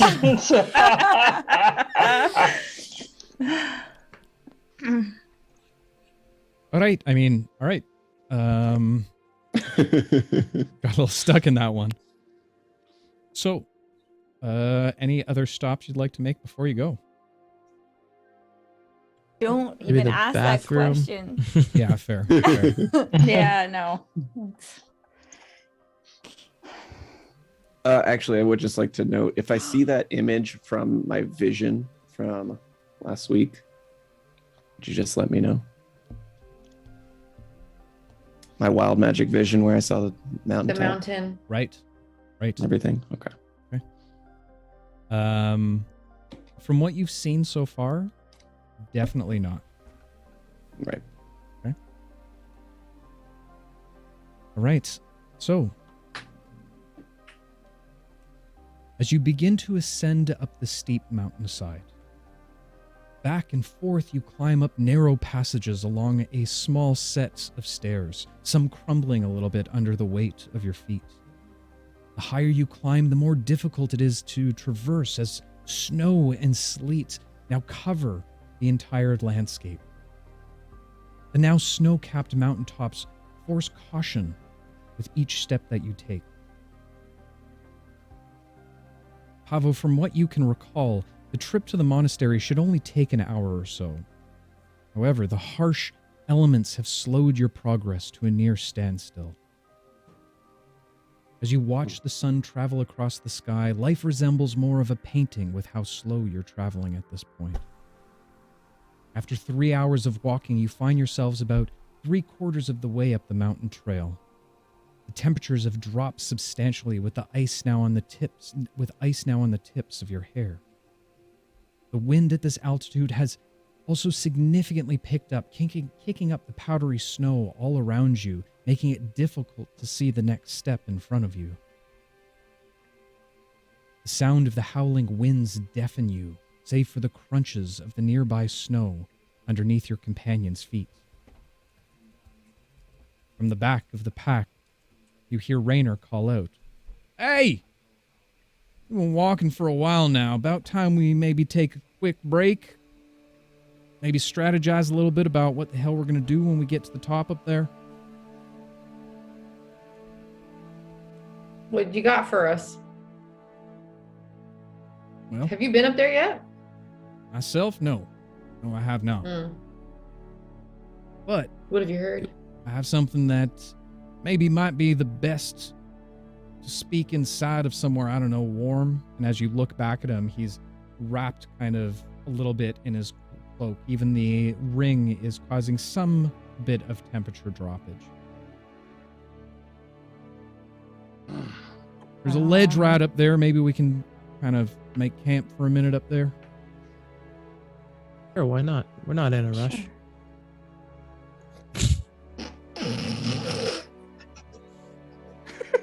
Well, of course, if you want to press on, that's fine. You can hop to it, no problem. Your call, Pavo. We should have a plan. We should. It'd help if we even knew what we were going to get into when we got up there, but if Yeah. we don't know what we're in for, not much we can plan for. Yeah, have would you help not if heard I of the have- 5 Ps? prior planning prevents poor performance. Thank you, Ollie. Gib will teach you that one. Yes, actually, he's full of wisdom. Ollie takes 10 points of DM damage.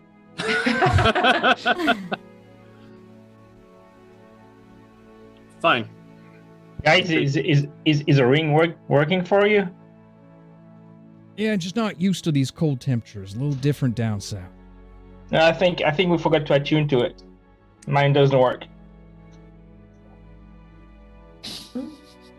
Well, I'm glad I have that poncho and my whiskey back. What were you doing for the last hour that we were walking? Yeah.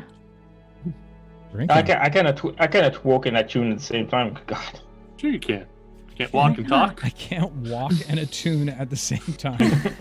Whoa, that's two things. Okay, I can fight and walk, but I cannot attune and walk at the same time. Shade, you're drunk. Yeah. Am I?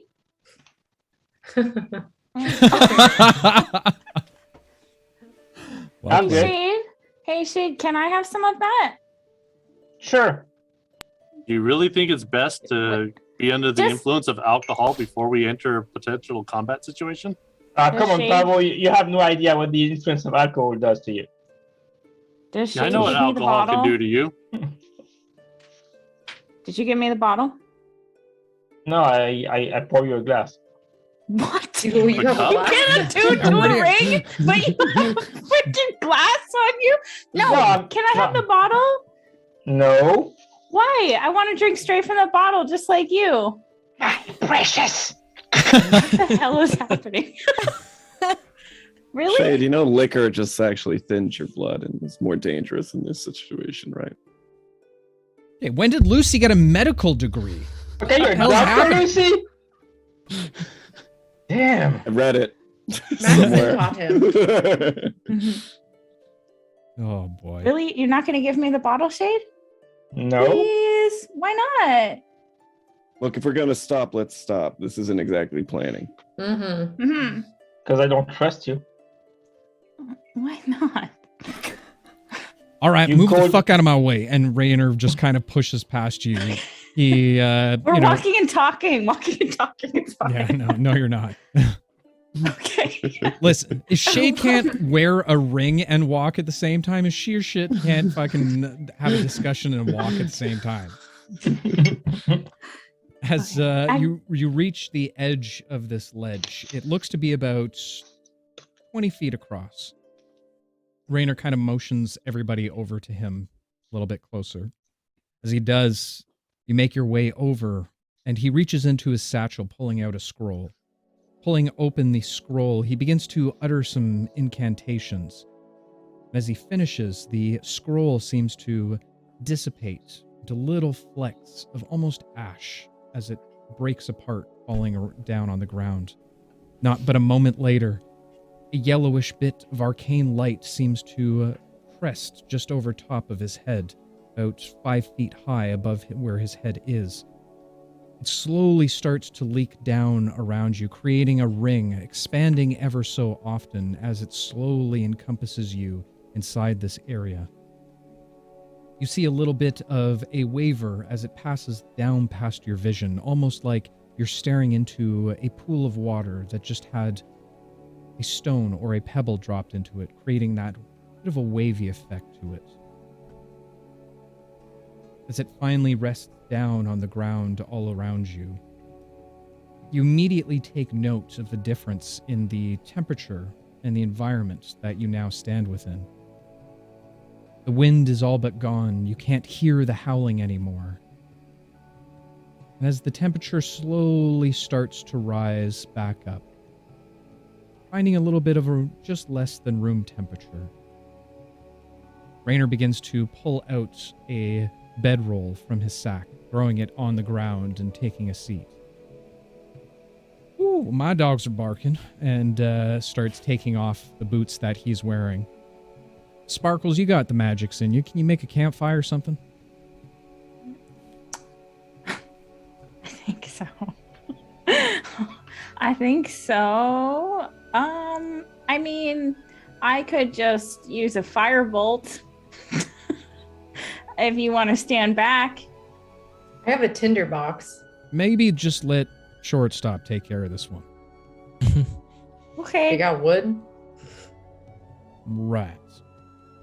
Wood. Yeah. I don't have wood. I got a tinderbox. No wood. All right. Shade has Some of wood. that. Shade stopped to move away from the group. All right.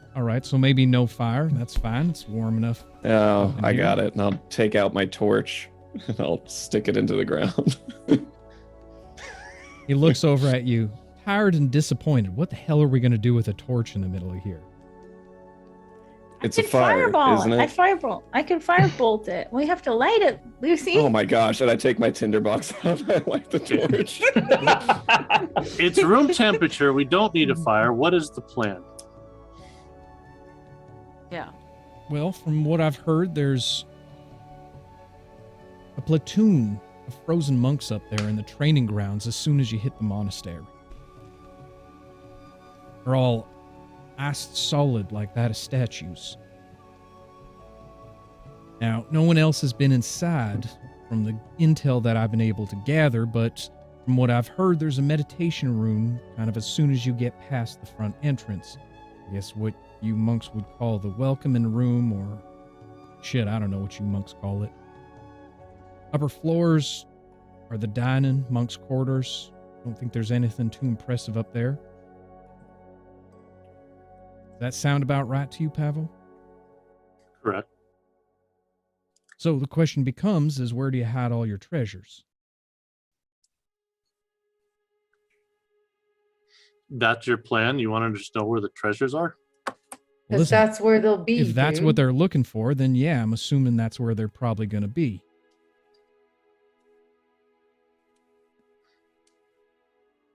Well, I unfortunately was never high enough rank to know where all the secrets of the monastery. All right, fair enough. Well, best Never guess, saw where do you think it would be? anything. Yeah. Most likely, the obvious place would be underneath. All right. Is there anywhere that you can think of where there might be a passage or door or anything along those lines? I never snooped. Wasn't my place to look. Pavo. Wow. Any door that you can tell led down that only a few people were allowed through. Probably If there a was lock ever on going to it. be a place that was like that, it would probably be in the master's quarters, which I was never privy to. No, it's So Probably if the there was best a place place to to start, that would be the place I would look first. I wholeheartedly agree with the Birdman. Here, here. And he lifts the what seems to be a bottle of whiskey that he pulls out of his satchel as well, and cheers his shade before taking a drink and passing it around. Best we all hydrate before we head up that mountaintop. With water. Non-alcoholic drink, so I'm fully capable. Well, the other thing is that guards were saying that they were attacked by these unknown assailants as soon as they walked onto the grounds. So it seemingly came out of nowhere, like smoke. So, sounds to me like as long as we stay ever vigilant while we're up there, we should be all right. Now the question comes, we going in stealth-like, or we going in loud and proud? Stuff like, what if we bait them out? Shade, can you send your echo in first? And then we wait to see? My echo can only be like 30 feet away from me. Hmm. Well, if we are loud and proud, that would get them to come out to us regardless. Yeah. I can do that. True enough. I know. So, is that the call? I mean, I would prefer to go in We stealth. know what you would prefer. Yeah. Stealth would be a lot I easier. say we for go you. in, but keep our eyes open. I suggest, Pavo, you take lead. Yeah. Oh, I have Yeah. no problems with that. Eli, you can always hide in the back. Yeah, I just don't want to be alone. I can hide with you. Yeah, you won't be alone. Okay. No, I don't know how much that comforts me, Shade. I can hold your hand if you want.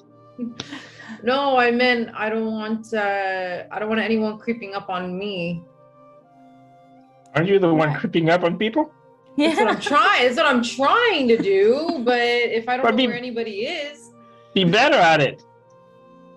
Shade, Okay, that's solved. Let's 20 go. seconds from I decking mean, you, if man. there was creeping. less of us, it would be a lot easier to be stealthy. But I just believe there's just too many of us not to give up our numbers.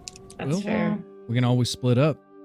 Yeah, we can split into groups of one, but where there are not many of us in each group.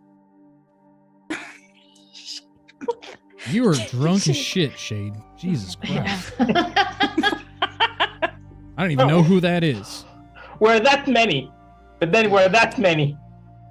Oh my god. Right. Shade, can I please have that bottle of whiskey that you're drinking? Just for a Nope. second. No, the Please, ring. Just for a second. The ring doesn't work. I need it. No, the ring does work. The ring does work. No, I'll take the ring and throw it away. Doesn't work. Are you fucking kidding me? All right. You all watch as You the threw ring. away the The ring smacks against the wall of the dome and then falls down into the snow. Ready? You're an idiot.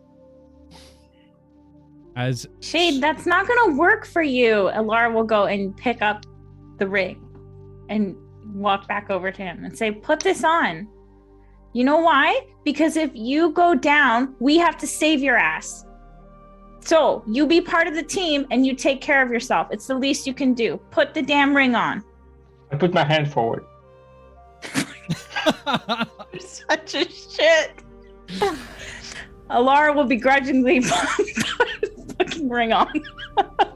Yep. With this ring, as they say. We're married now. Oh my god. Whatever. As long as you're safe, that's fine. And can I have the whiskey bottle now? Nobody can hold my hand. All right. I don't want to right now. Okay. What You're are we being doing? weird. All right. Loud and proud, Pavo. Loud and proud. Ah, woo.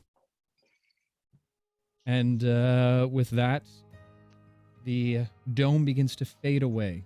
Now, again, almost leaking down the sides, disappearing into the ground. Bit of a small yellow circle resides behind before it flashes and disappears. Immediately, the wind takes hold again as it howls all around you. You continue your climb up the side of this mountain for another hour. When you finally reach the summit, you see a blanket of white all around you. Not too far away from you, about 200 yards, you see the entrance to the monastery. The whipping winds have now torn into the banners that hang from some of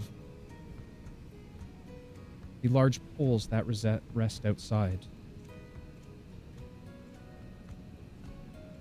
Pavo, you would know that upon entering into the monastery, the first place you would get to is the outside training ring.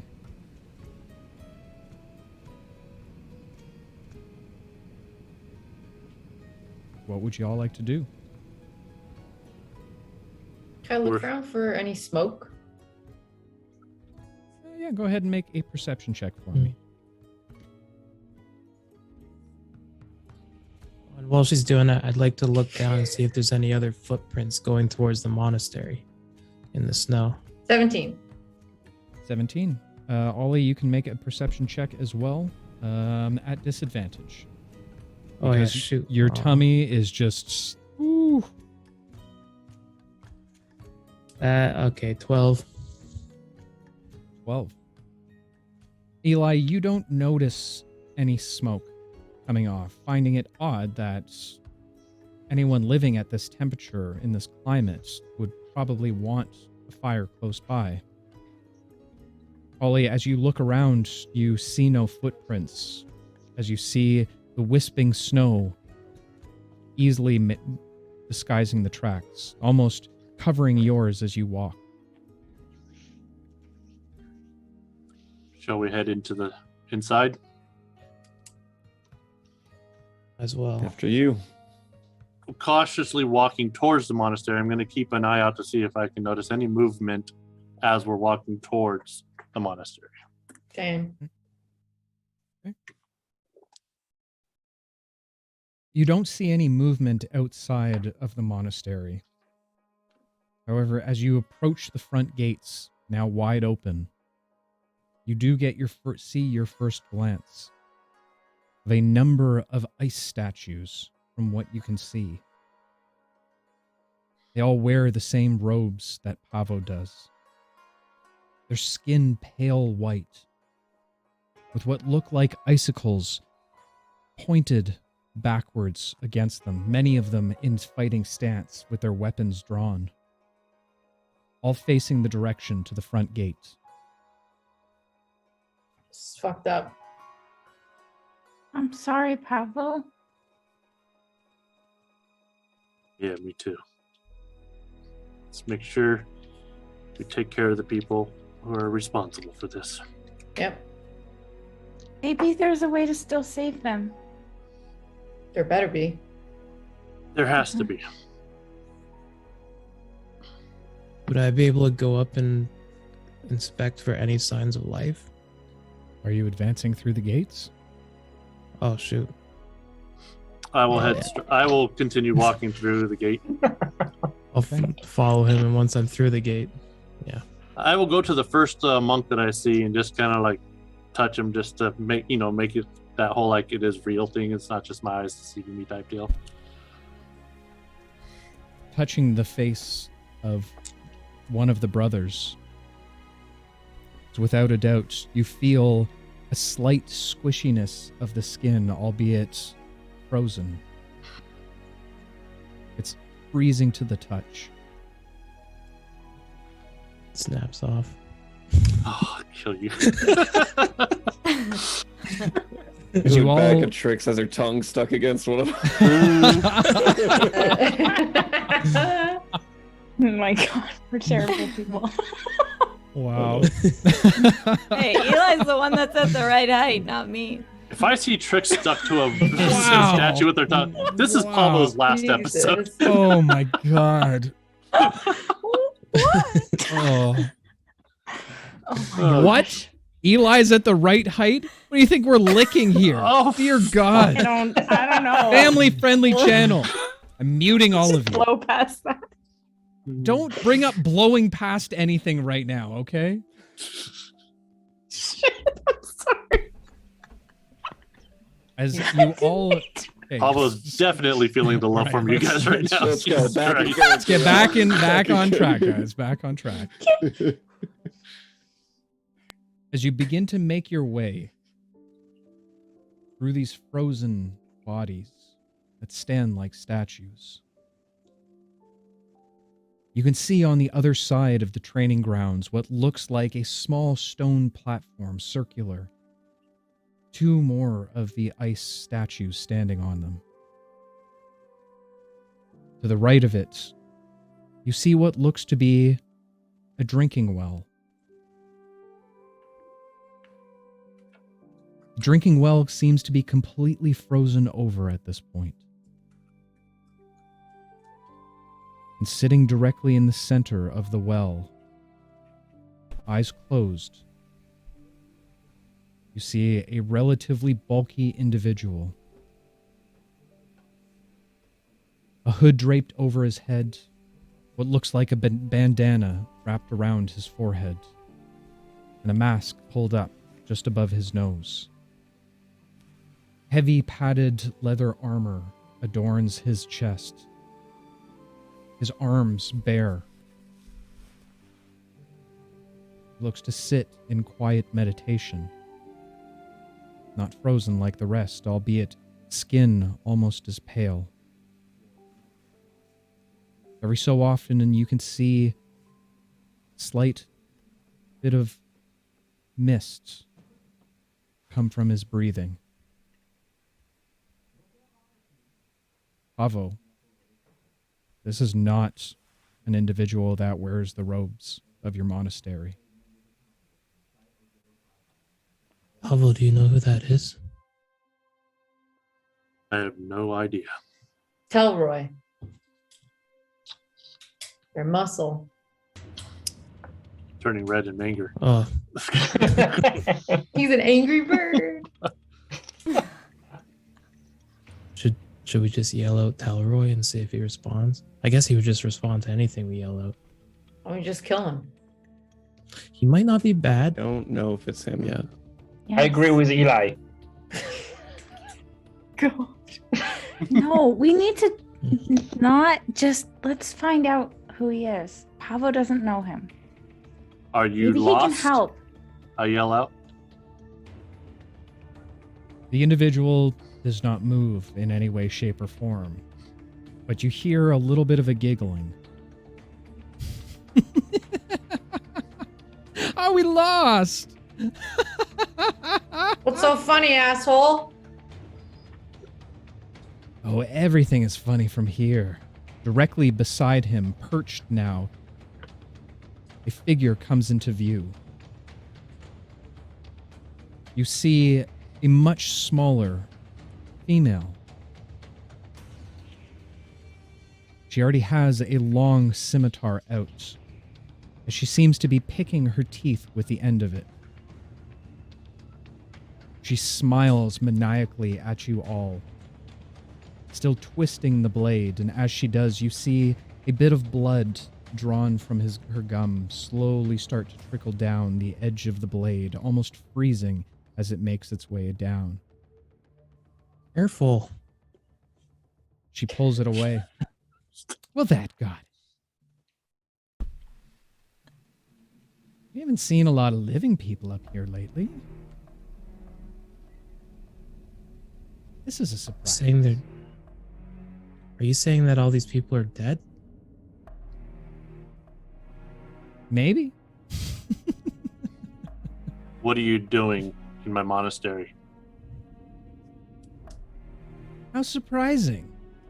You wear the robes like the rest of them. Weren't you up here when dear Emma came to visit? Unfortunately for you, I was not. Or how fortunate Fortunately. for me. I don't think so. Spread my wings and I get in a defensive stance ready to go. Aw, you guys want to play. That's adorable. She slowly puts a mask up over her face, similar to the other individual. She pulls the hood up over top of a completely black set of robes. As she pulls another sword out of her back. Elroy. It looks like we have some friends that want to play. The individual meditating's eyes burst open. You now see completely white eyes as he stands. I need y'all to roll initiative for me. Man. Let's go. Not gonna lie, got these this. two seem kind of dope. Yeah. I know. They do. I 20! kind of like them as a pair. like- Oh man. Oh boy. All right, let's do this, and let's do this, and let's do this. And of course, I didn't put it up because I'm Should an I just stay idiot. red? Just stay red. Be in the moment. Let's do. No, not.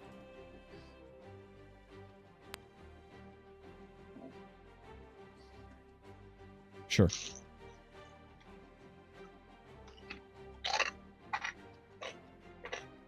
Oh man. These guys aren't monsters. All right. Sucks. dilemma. I need two active rolls as well. Oh, those are garbage. Alara. 16. Pavo. I got a 19. 19. Very nice. Tricks. 18. Ollie. 7. Eli. Sounds so sad. 25. I got a raw. Damn. Woo. Lucy. 13. And Shade. 16.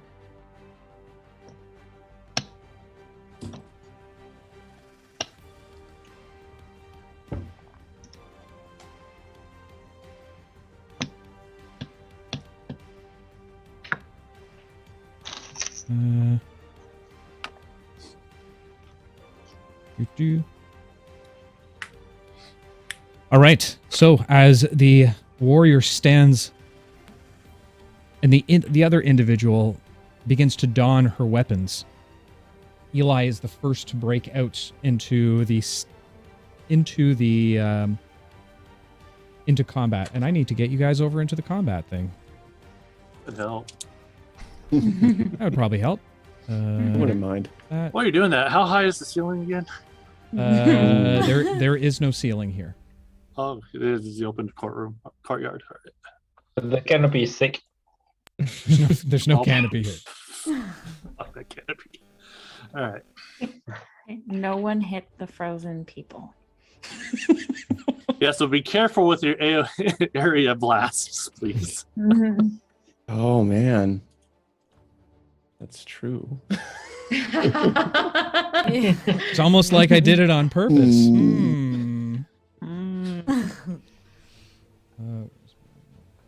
Okay. All those blue things are the frozen people, aren't they? Yes, they are. Oh, goddamn. All right, Yeah, there's Eli, a lot of them. you are the first up. What would you like to do? I am going to whip a dagger right at her face. Let's see. What the hell is my... Sorry, I've been moving stuff around. What do I know how to work this? Like, what's happening? Where's all my stuff? What do you mean? What do you mean? We don't know what you're looking at. Yeah, I'm trying to... Hold on, I've lost all my... Where's my... Oh my God, you guys can't skip me. You can hold your action. What? Okay. Hold on, I think I figured it out. Yeah, something weird happened, but I'm good now. Okay. That's gonna be a 26 to hit. 26 to hit. As you throw it towards the maniacal woman, the dagger looks like it's very close to hitting her. Just before it hits, she vanishes from sight. Oh boy. You're gonna have Okay. some problems. Not I'm going to- not a second later, you see a little bit of smoke appear right next to the fighting platform. All right. I'm going to use my reaction to summon the dagger back. I'm going to use my bonus to dodge, and I'm going to use my movement. I just don't want... I'm going to use my movement to get away from some of these statues. Okay.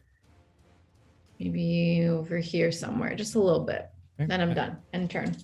Summoning the dagger back, you kind of take a few steps back to try and purvey the area to see exactly what's happening. With that said, the warrior monk now stands walking over top of the ice and jumping down off of the platform. As soon as he hits the ground, he rushes over in front of Lucy. Oh boy. And he is going to make 2 attacks against you, Oh. using his bare hands.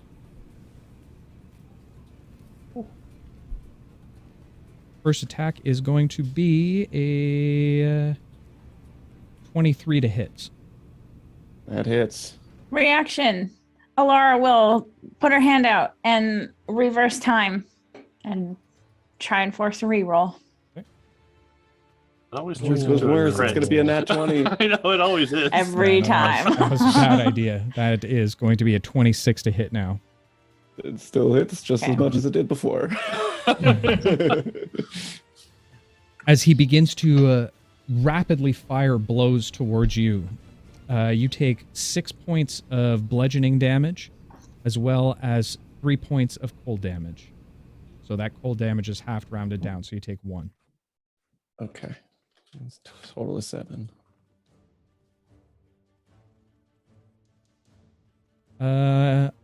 While moving in such quick cessation, without being almost seeing what he's able to do, he throws 2 shuriken towards Pavo. Since he's in melee combat, ranged weapon attacks is at disadvantage. That's true. Nice. Plus, I'm standing in a defensive stance, like I said immediately before we got into combat. Okay, so the first is a 26 to hit. That's with disadvantage. Holy Oh, that's gonna hit. You take 5 points of piercing damage as the shuriken pierces into your wings. I'm going to use a reaction to catch it. Okay. Ooh, since it is ranged, and so that's a D10. So I reduce that damage by. You said how much damage? 5 points of damage. Are we supposed to have music? Apparently, it's very quiet. Yep, I got it. All right, deflect. All right, there it is. So I reduced that down. Well, if it's 5, I rolled an 8 plus 9. So I reduced it down to 0. I'm going to use a key point to throw it back at him. Okay. Go ahead and make a ranged attack for me. 25 to hit. Some dope monk shit in a dope monastery. As the shuriken comes flying towards him, he is also going to try and grapple it. He's going to play catch. Oh my gosh. Well, all right. So the damage. So did I hit him? Because it's a technically reduced yeah, damage. you would have hit him. So All right. go ahead and roll damage. So that's 6. So 4. So 10. So he should be easily able to catch it too. 10. He did catch it, but suffered some wounds on his hands as he did catch it. So that's 5 points of damage for him. Okay. Sweet. And he took his 2 attacks against Lucy, and he is going to use his bonus action to disengage. Hey, Dave, I think the music is still low for chat, they're saying. Oh, it's still low. It's hard to hear. Yeah. Okay, there we go. So attack. All right. With that said, that's the end of his turn, and that will take us to. That takes us to Pavo with tricks on deck. Okay. Sorry, guys. Nice. Just move here, but also go fly. I'm going to fly up. And the gentleman on Lucy, I am going to do wings attacks. The shards. I'm going to fly 20 feet up. Okay. Taken to the sky. It's a little bit iffy for you at first because of the blasts of winds that are coming your way. Go ahead and make a dexterity saving throw for me. That's 15 plus 8, 26. 26. You're easily able to maneuver and find the right positioning that you need. The lift from the air is somehow raising you up, giving you a steady hand in order to make your attack. Go ahead and make your attack. So I'm doing. So that's also 26 to hit.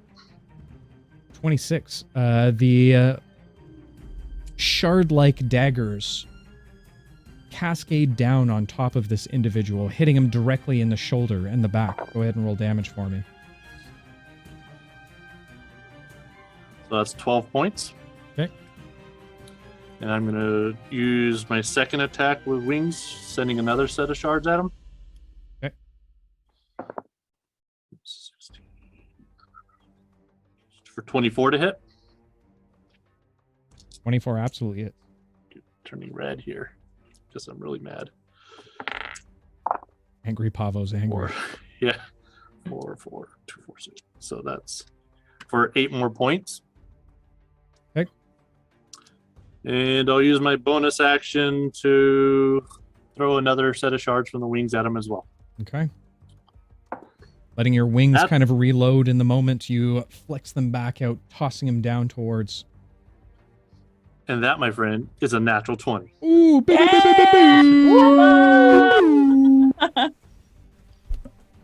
Now finding the perfect position to attack, the 2 shards rocket down towards him, hitting him directly in the back, just off center to his spine. Go ahead and roll damage for me. That'll be for 27 points. Ooh. All right, fair enough. Fair enough. Nice. And there, I'm done. You see a little bit of blood begin to trickle down his back as he kind of thrusts himself forward, clearly taking the impact of the daggers, the blood dropping down, staining the white snow on the ground beneath him. Is there anything else you'd like to do on your turn, Pavo?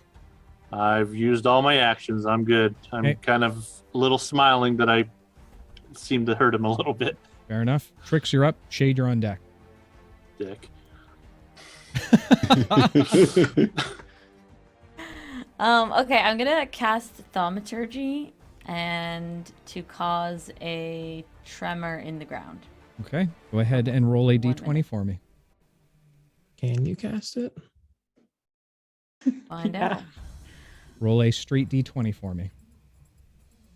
That is a 4. A 4. As you attempt to cast, you try and conjure and pull towards the magics that you've known for so long. But they don't seem to take effect. Is there anything else you'd like to do on your turn? Just say, fuck. And that's it. My bonus action, I'd like to say fuck. It's a good bonus action. Good bonus action. Solid plan. Solid plans. All right. Shade, you are up with Alara on deck. So I will take a sip from my bottle of whiskey, and I will give it to the statue next to me. It's like, you hold this. And then I'll move to Alara. It's like, Alara, can I attack people now? Because you said I had to ask the group before I do anything. Yes, Shade. Okay, I'll get my swords out. What do I do? 5, 10, 15, 20, 25, 30, 35. And I end my turn here. All right. Fair enough. Alara, you are up with Lucy on deck. Okay. Oh my god. Alara will take a step forward here, like right about there, okay, and just say to this guy that's in melee with Lucy, "Hey, get away from him!" And then she's gonna cast her Hands of Time, and the 2 cogwheels are gonna come up, and she's going to directly throw both of them at that guy. I forget his name. Sorry. Okay. Elroy? The first one is a 22 to hit. 22 The second absolutely one, hits. the second one is a dirty 20 to hit. Sorry. Yeah, a dirty 20. Okay, fair enough. They both hit. So as you conjure these 2 gear-like mechanisms that give a slight bit of etherealness to it, tossing him towards your enemy, they seem to grind into the side of him. Damage?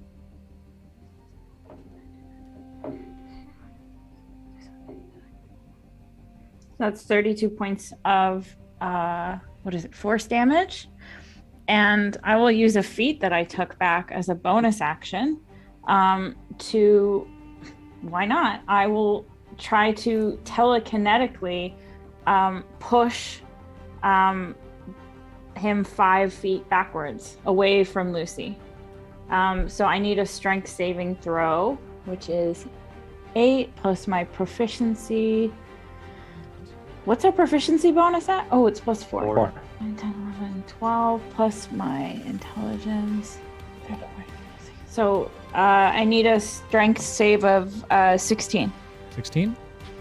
Yeah, I rolled a 16, so yeah, I forget. Does that? that saves. Beats it. Safe. It saves. Okay, well then nothing happens. Okay. And I'll just say, fuck you! Okay. As the gust of wind kind of pushes towards him, he steadies himself, planting his feet in the ground, pushing against it. Doesn't seem to have any kind of effect. Is there anything else you'd like to do on your turn, Alara? Nope. Okay. Lucy, you're up. Ollie, you're on deck. Okay. Lucy's gonna look up at Telroy, wipe a bit of blood from his cheek after getting punched. Oh, you're a big one. But I think my friend here's bigger. And I'm gonna cast Animate Object on the statue over here. This one right here, this guy. Hold on. Oh boy. Which one? Just double click on it so I can see. Or Or if you hold, if you hold down. Oh, I thought you were doing this. That guy? Yep. Oh man. I don't even have a mini for that guy. Where's a good mini for that guy? I don't care if I would have told you beforehand, but I wanted the suspense. Sure, we'll do this guy. That's good. If he tramples those guys, I'm gonna be pissed. All right, better go around. So is he under your control or is he just sentient at this point? He is under my control because as a bonus action, I'm going to tell him to do this for a second. knock this guy out. All right. He is now under your control, Lucy. Okay, but he only has movement of 30. So it'll just be a foreboding. You can do double Sort of. movement. Hope he can fit. Oh, yeah. So 30. Yeah. Oh, he's so flying. Use So all that's of fine. his movement to get here. Okay. As he trudges over, the ground underneath him shakes a little bit as the now formed almost layer of ice over top of the snow seems to crumble and crack underneath. He definitely is in range of the baddie. All right. Is there anything else you'd like to do on your turn, Lucy? Yeah, I am going to use my movement speed now to, and I know I'll probably take a opportunity attack, and that's fine. Okay. I should have moved before. I just realized. Well, hopefully this works out. Otherwise, I just moved a statue near him. I'll move over here. Okay. And take the opportunity. He does take a shot towards you. And that is going to be that's going to be a 23 to hit. That will hit. Okay. So you I'll take do a constitution after the damage. another 6 points of bludgeoning damage and 3 points of cold damage. So 7 total. Yeah. Okay, and I just have to beat a 10? Because it was so low yes. damage, right? Yep. Okay. Yeah, that's a 24. Oh, that's right. Statue is still sorry. up. That's right. He already took his reaction, so he can't actually cast the take. I'll add the opportunity 7 attack, back. So just reduce that. All right. So with that said, the crazy little minx is going to go ahead and what does she want to do? You watch as you hear a little bit of an incantation come from her lips, and as she does, she begins to rise up into the air, flying directly over to Pavo.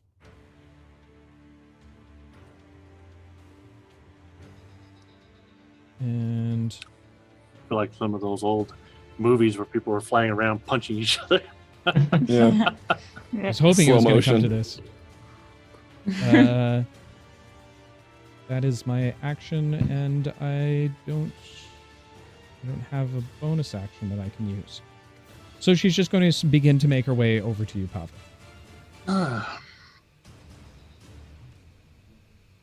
And that's going to end her turn, which means we are at... Ollie, you are up, and then we're back at the top of the round with Eli. I sure hope that's concentration.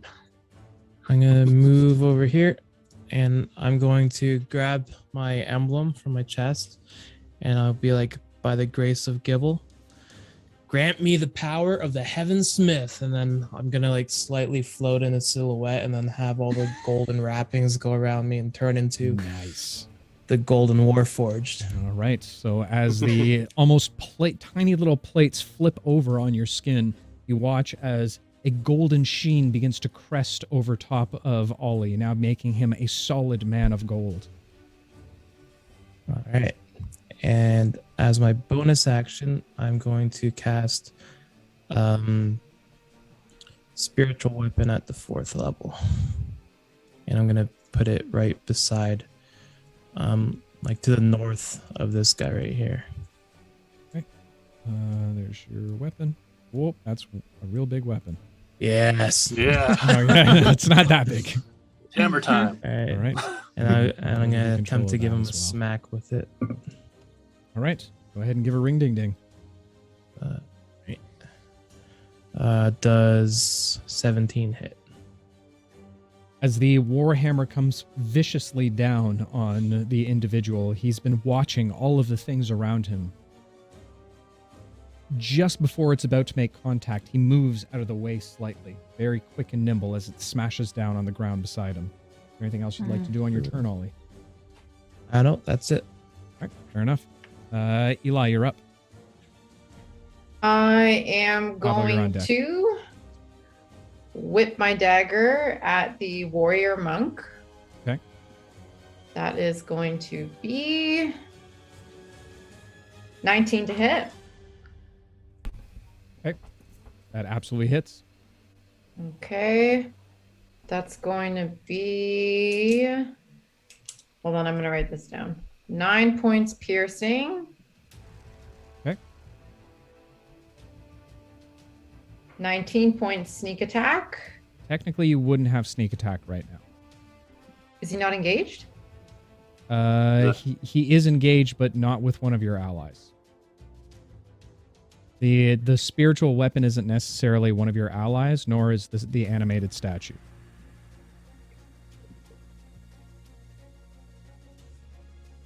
One d6 poison. Okay. Still, with the giant, Disappointed. with the dagger that I'll get him flies next towards time. him, you embed it directly into his arm.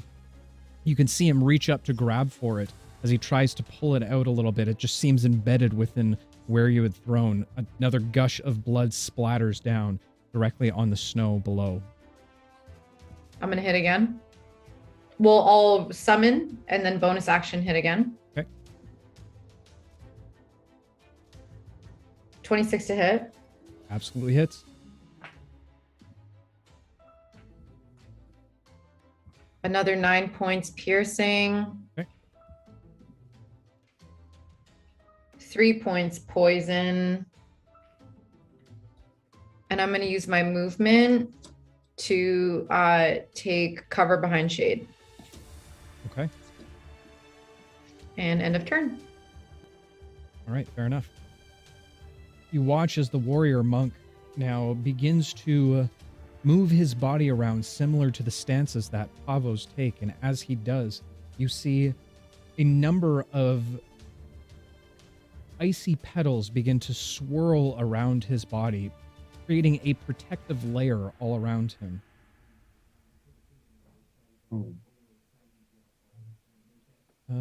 And then he is going to...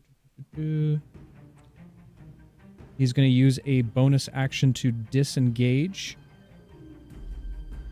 And he is going to make his way over to Alara and attempt to make 2 attacks on him.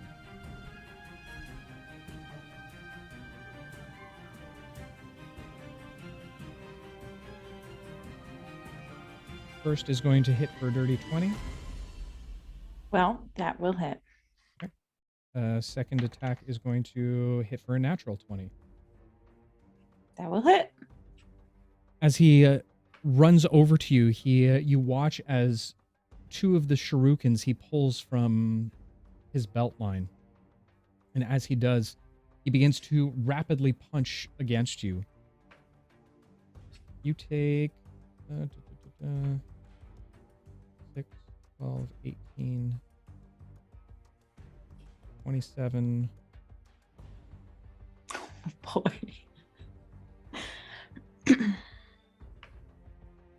You take 30 points of damage from the blows. Holy shit. Oh my god. Wow. Okay. It was at this moment she knew she had. It was at this moment Alara started to panic. All right. She'll just spit some blood off to the side. All right. Hey, Rayner, when are you getting in the fight? Oh yeah, Rainer's shit. hiding, man. Yeah. Forgot all about Rayner.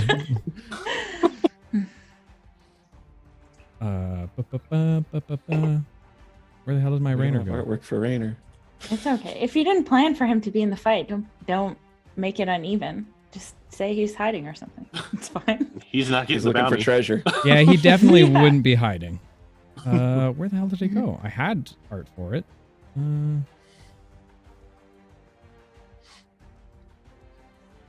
Okay, whatever. I'm just putting this person here.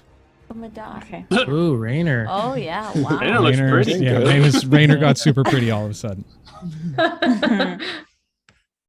All right. He is going to, because I missed his last turn, he sees the damage that he just caused to Alara and is going to take out 2 pistols and take 2 shots against him. Rayner's a gunslinger. Mm. He's learned some new tricks since we last saw him.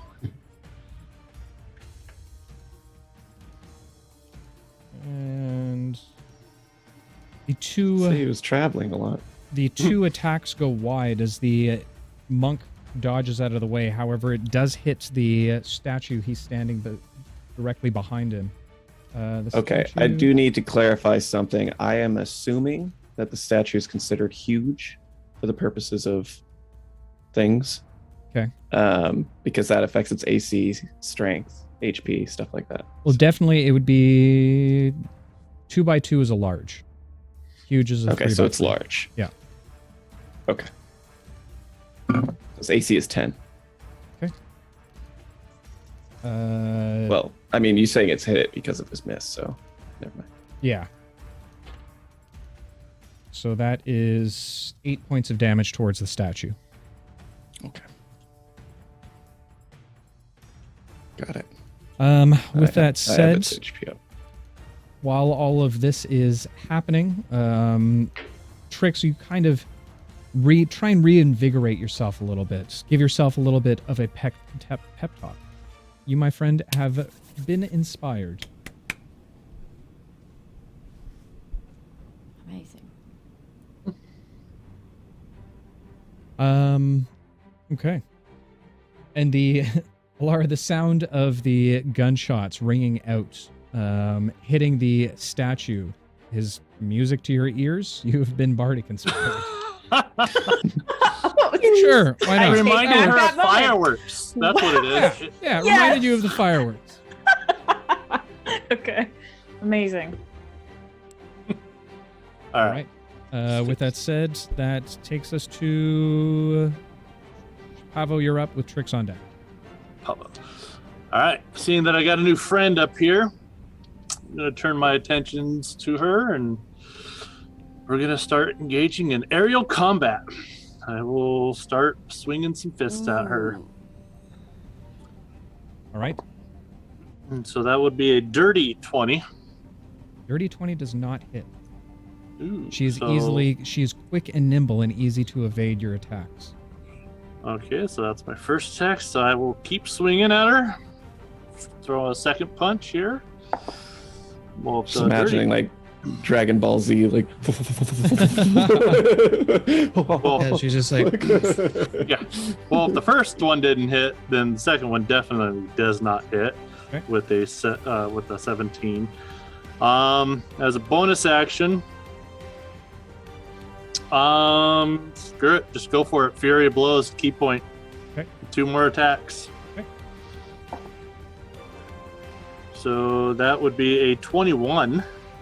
21 just hits. That's a D6. So that one would be for 10 points of bludgeoning, and Okay. then the second fury will not hit at 16. Okay, fair enough. Is there anything else you want to do on your turn? With that one hit, I do want to expend another key point to cause a Constitution saving throw. Ooh, okay.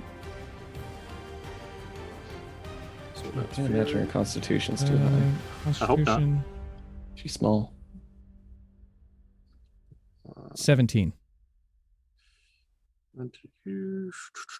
Damn it. Fuck. She saves.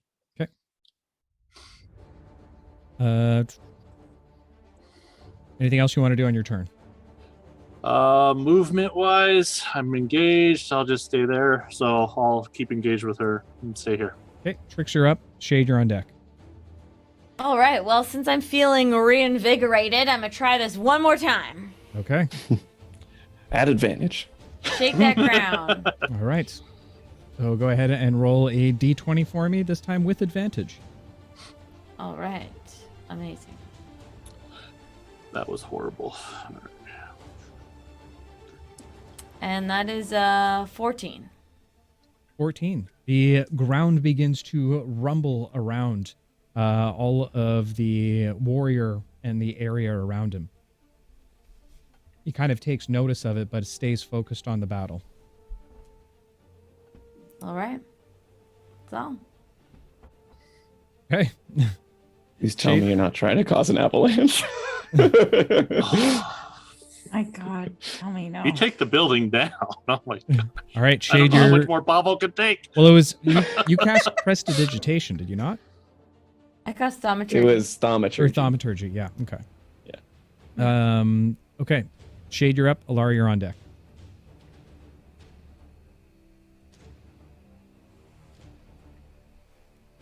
Shade, you're muted. Sorry.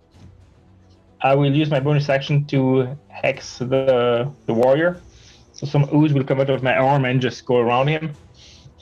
And then I will take 2 attacks against him. Okay. Keeping in mind, you still have Bardic Inspiration. What is it, like a D6 or a D6, D4? yeah. Additional d6 on the roll. That's 18. What does Hex do again? D6 the damage. Oh, okay. Was that for everyone or just when he hits? Him. Just me. Just when he hits. And by the way, Runaway Robot, thank you so much for the raid, my friend, and welcome Hi. all the new adventurers out there. We're right in the middle of a combat thing. It's super fun. And we're doing a giveaway. Type !roll if you want to come join into the fun. Just in So time it's- to see us die. It's Just in 27. time. It's 27 to hit. 27 absolutely hits as you fling your blades around, twirling it around your body. You slice into the warrior, see little bits of cloth fly off of him as tiny little chunks of blood seems to splatter on the white snow around it.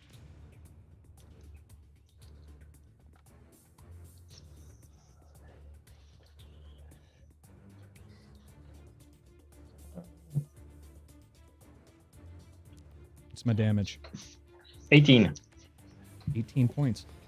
The monk warrior is starting to bleed profusely on the ground all around him. Second attack is 24 to hit. 24 also absolutely hits. At 13 damage. Okay. The warrior monk begins to kind of stagger in and out of the snow as he almost drops down to one knee. You can see him panting very heavily at this point. Is there anything else you'd like to do on your turn, Shade?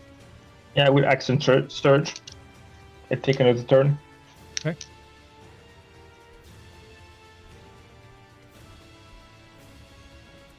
That's an 18 to hit. 18 just hits. Nice. Double 1. Oh, Plus 5, that's a 7. 7 Seven. points of damage. 7.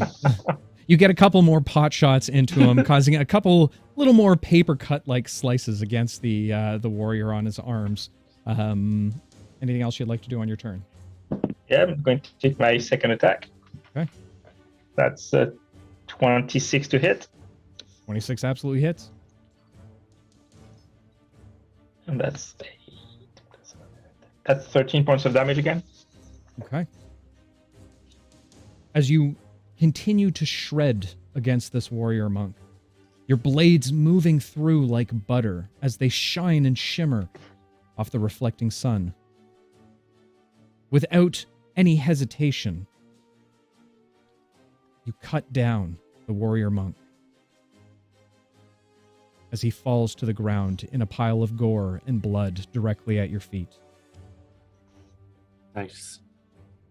Wait, Thanks, Shade. One shouldn't down. reach. I will look around like, is that okay? Is that okay? We good? Yes, we're good. And, I would take Now, a few you, my steps, friend, you are all alone. and I would take a few steps to the side and use my bonus action to hex the other lady, How do you have? and that would be the end of my turn. Okay. With that said, that takes us to Alara with Lucy on deck. Okay. Is this lady still floating in the air?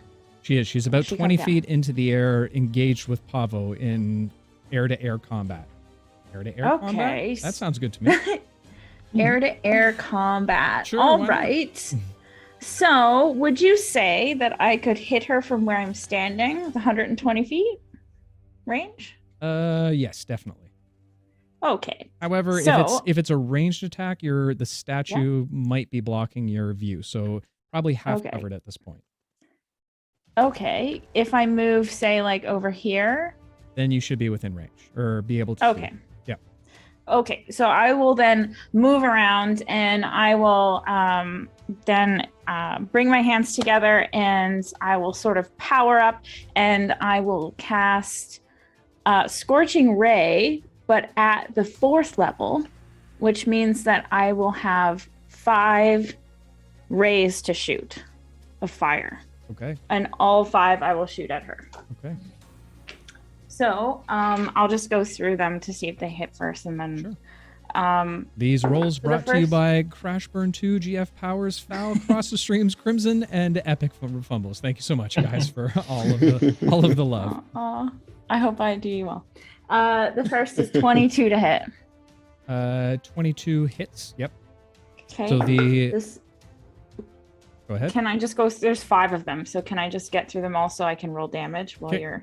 Sounds good. Okay. So the second is a dirty 20 to hit. Okay. The third is 15 to hit. Okay. The fourth is 21 to hit. Okay. And the fifth is 28 to hit. Okay.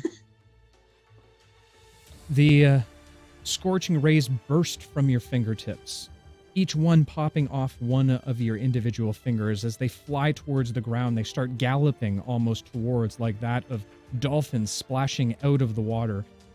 As it dives down into the ground once more, flying up to the top, reaching up towards the villain in the skies. 3 of them seem to impact, lighting a bit of the fray of her robes on fire. The other 2 flying off into the ether. 3. 18. That's 25 points of fire damage. Okay, perfect. Wow. All that hit her damage like a was truck. No, wait. It hit her like a steam train. No. It hit her like a hype train. Yes, and that vast amount of damage was brought to us none other than B-Town. B-Town, thank you so much for the bits, my friend. Okay, is there anything else you'd like to do on your turn? No. I'll just stand there epically letting my hair blow in the wind. Well Covered done. in blood from the dude that Shade slayed right in front of me. Yeah, you got mad sprayed. You got mad sprayed. You might want to go get tested. Lucy, you are up with Ollie on deck. Okay. Question: can my statue make it through this little? Yeah, they're both in the Spot air right right here. now, so you can. I'll say that you can squeeze. by. Oh, right. Okay, yeah. I'll just have it go over. As long as you don't end him on someone. Oh, yeah, I gotcha. All right, so I use my bonus action to move the statue closer, and he's just gonna like try to fly swapper down into the ground. Okay. Go ahead and make an attack roll for me. Yeah, so it gets a +6 to hit. Mhm. So that is not good. I'm gonna use my meta magic to re-roll that. Okay. This massive attack brought to us by Crashburn 2. Crashburn Turn, thank you for the 2 gifted subs. Much better. Okay, that's a 24 to hit. 24 absolutely hits. All right, and that does 2d10 plus 2. Show 10 damage. As the giant stone hand smashes down towards the flying ninja assassin, if you will.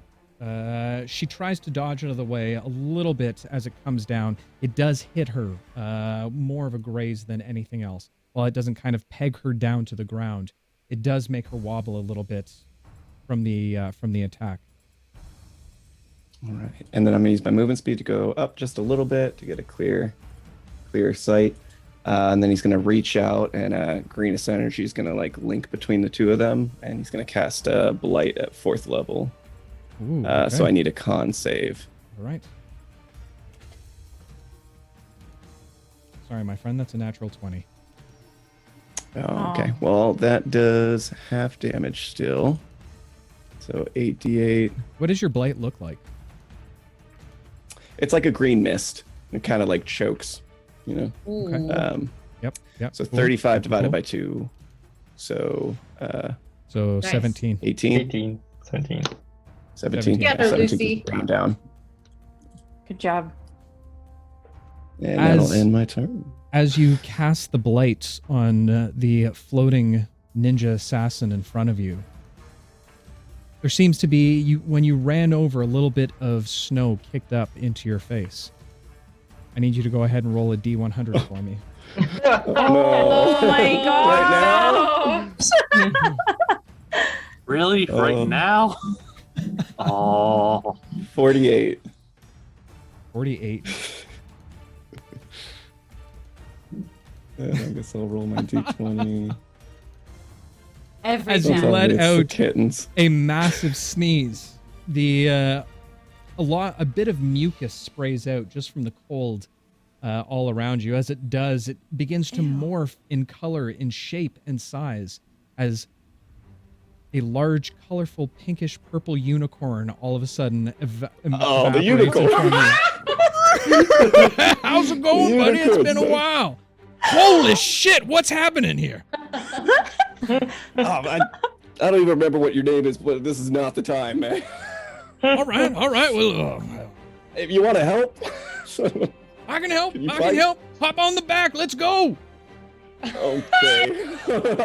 Reluctantly get on the back of the unicorn. Lucy jumps onto the back of the unicorn, and with a spray of sparkles that come off the back, it leaps up into the air, now flying up towards both Pavo and the ninja assassin, almost within range at this point. Alara is completely distracted now. I'm going to rely on my training to stay focused and not be distracted by a flying unicorn with Good Lucy luck, on it. brother. Good luck. There's a goddamn flying unicorn up in this bitch. All right. So with that said, seeing the now vicious mounted Lucy flying in on this pinkish purple unicorn, it is going to go ahead and cast mirror image as 4 identical ninjas begin to hover around it. I thought you meant the unicorn. Yeah, me too. I was That would have been fucking amazing. Ah! Got a whole gang here, baby. All All right. So is it still flying too while doing this? Yes, it is. Is flying concentration? I don't think flying is concentration. It is? I think so. I'm not sure. I don't know. It depends depends on the ability. Yeah. Could be a feat or something.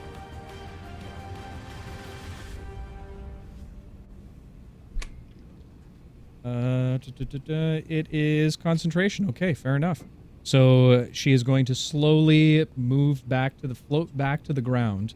I will allow you to go ahead and make an opportunity attack against her, Pavo. Noise. Not gonna hit. Not going to hit. Okay. Landing on the ground directly beside the statue, she now has 3 other mirror images of herself centered around her. They seem to be almost the images seem to oscillate, where it's hard to tell which exactly is the ninja and which is not. And that is... She has no good bonus action, so that's going to end her turn. Which puts us at... Who is up next? Ollie. Ollie is up, and then Eli, you're back. Noticing that Alara is distracted by the unicorn, I'm just gonna be like, hey, snap out of it. We're almost through this. We need to focus. And Sorry. Alara, make a Constitution saving throw for me.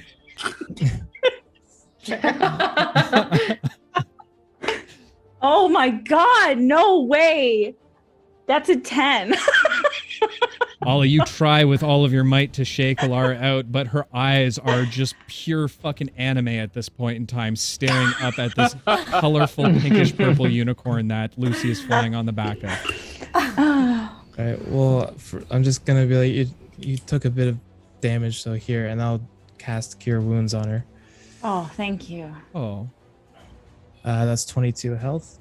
Oh, amazing. Oh, right, you still also have Bardic Inspiration, Alara, just letting you know. Oh, shoot. Okay, yeah, thanks. Sorry, how much? It was a 20 you said, Ollie? 22. Oh, 22. Thank you. Problem. Right. And then, oh, did I use like a bonus action doing that Constitution check on her? No. That was just Alara. Don't worry about it. Okay. Then my bonus action, I'd like to move my mallet up to this one here and try swinging at this mirror image on the, I guess, the east one. Okay, go ahead and make an attack roll for me. Okay. Well, it's 13.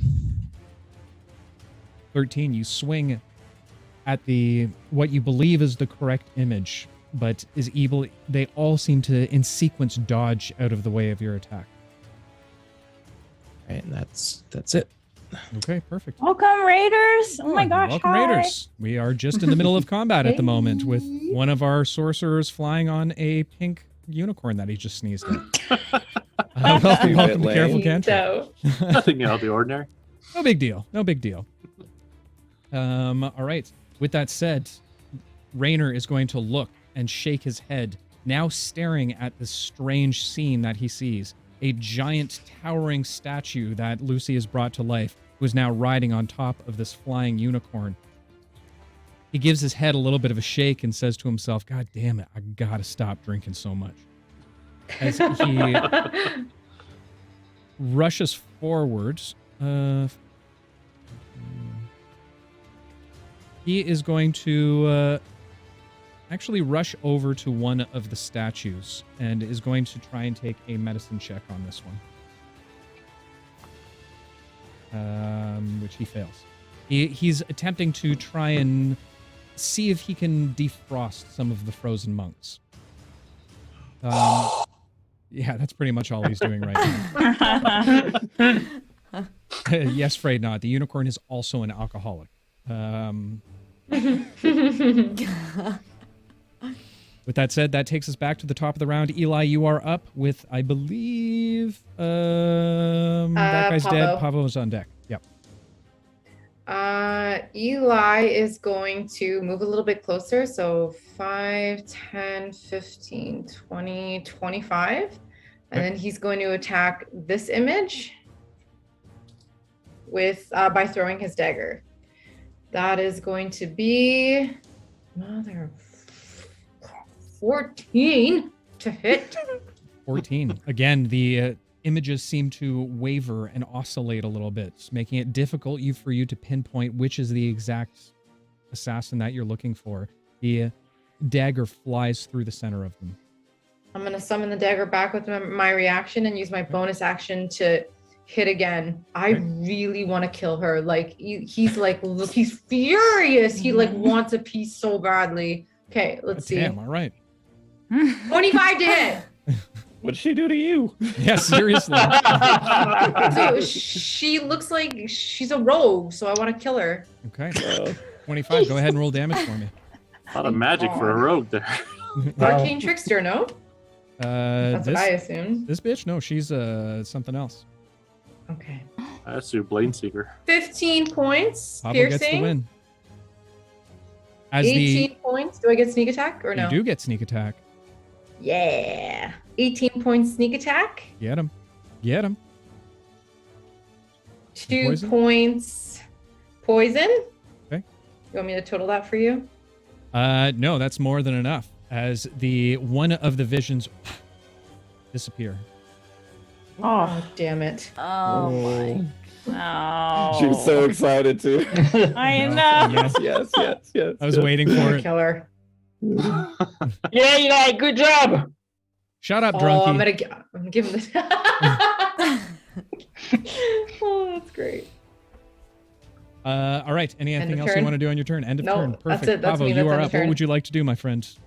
Now seeing Oh. 3 of these images directly in front of you, swaying back and forth, almost perfectly in unison.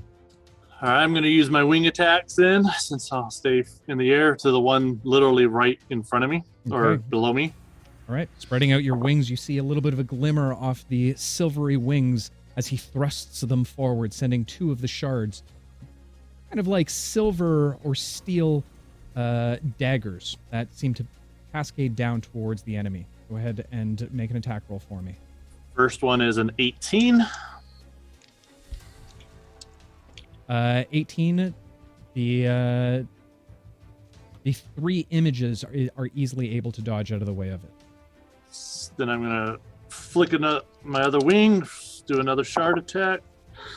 That one is 13, so that's 21. 21 just hits. All right, hopefully it's the right one. Plus 4, so 12. 12. All right. As it rockets down towards the enemies below, you seem to make contact with the one directly below you.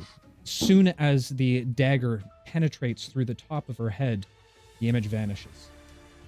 Well, then I'll use my bonus action then, since that was technically a hit on that, to the one right next to Ollie's weapon. Okay. Send another charge down. Okay.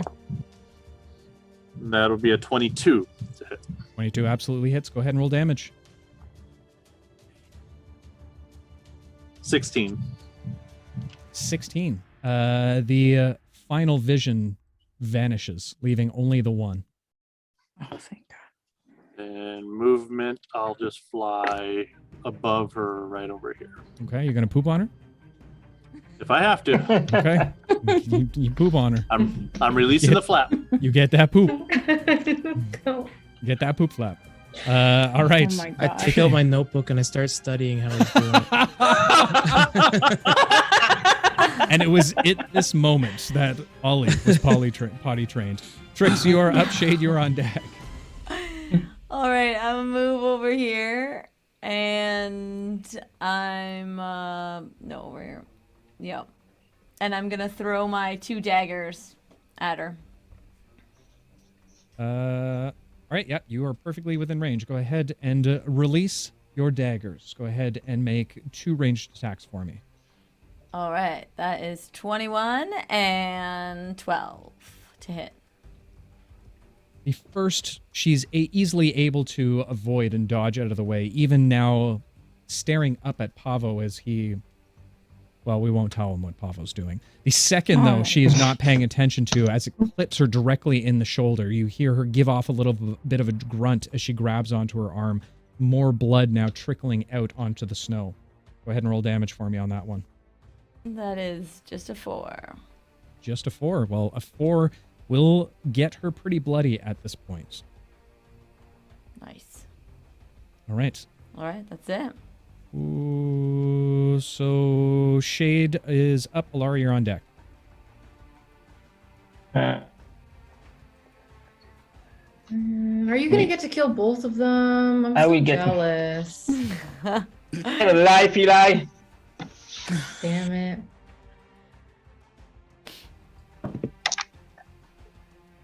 Oh, the first one misses. It's an 11. She's really nimble. Yeah, she's really nimble. Who knows? Yeah, she's super nimble, super quick. She hopped over a candlestick. So that's 21 to hit. 21 just hits. Keep her alive. Maybe we can interrogate. Sorry, I couldn't hear you. You said kill her? Yeah, Yeah, I was good gonna luck. say, Good you're, luck you're with asking that. the wrong person. Yeah. Actions. That's 5. That's 9. That's 10 points of damage. Okay. The slashing once again commences from Shade's blades as he slices through the back of her. You see a large cut rip open on the back of her robes. I forget what the word is. Kimono? No. What do ninjas wear? Geese? Gis. That's what I was talking about. The Gis. word Yeah. gi. Gis. Yeah. Cuts through a gi. A little bit more blood starts splashing out onto the ground around. We're going Quentin Tarantino style on this one. Is there anything else you'd like to do on your turn, Shade? My last attack is a 24 to hit. 24 absolutely hits. Yes, black pajamas. That's right. And that's 18 points of damage. 18 points of damage. The next cut, almost in a cross pattern across her back now, opens up a large wound as, again, she starts to slink down to a single knee. Is there anything else you'd like to do on your turn? Just say, Eli, she's all yours. Don't mess it up. All right. My turn. With that said, Alara, you're up. What would you like to do? I will bring my hands together and I will open them and you'll see an orb. Actually, I think I need to move a little bit first. Yeah, I need to just like get out of the way. So I'll just slide this way. That's like clear shot on her. What'd you say? Yep. All right. And I will cast Chromatic Orb at the 4th level using a Fire Orb. Ooh, all right. That is a 29 to hit. Jesus, Holy Murphy, moly. that hits Holy square. Probably in her chest. Why not? Yeah. Sorry. Oh.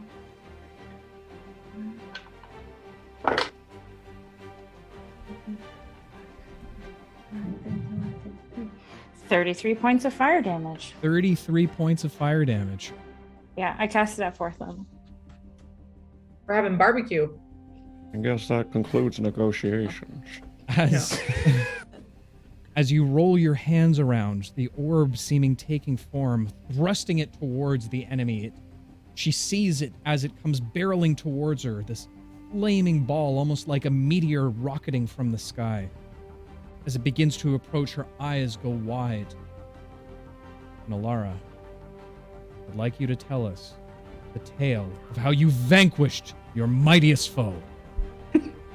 All right.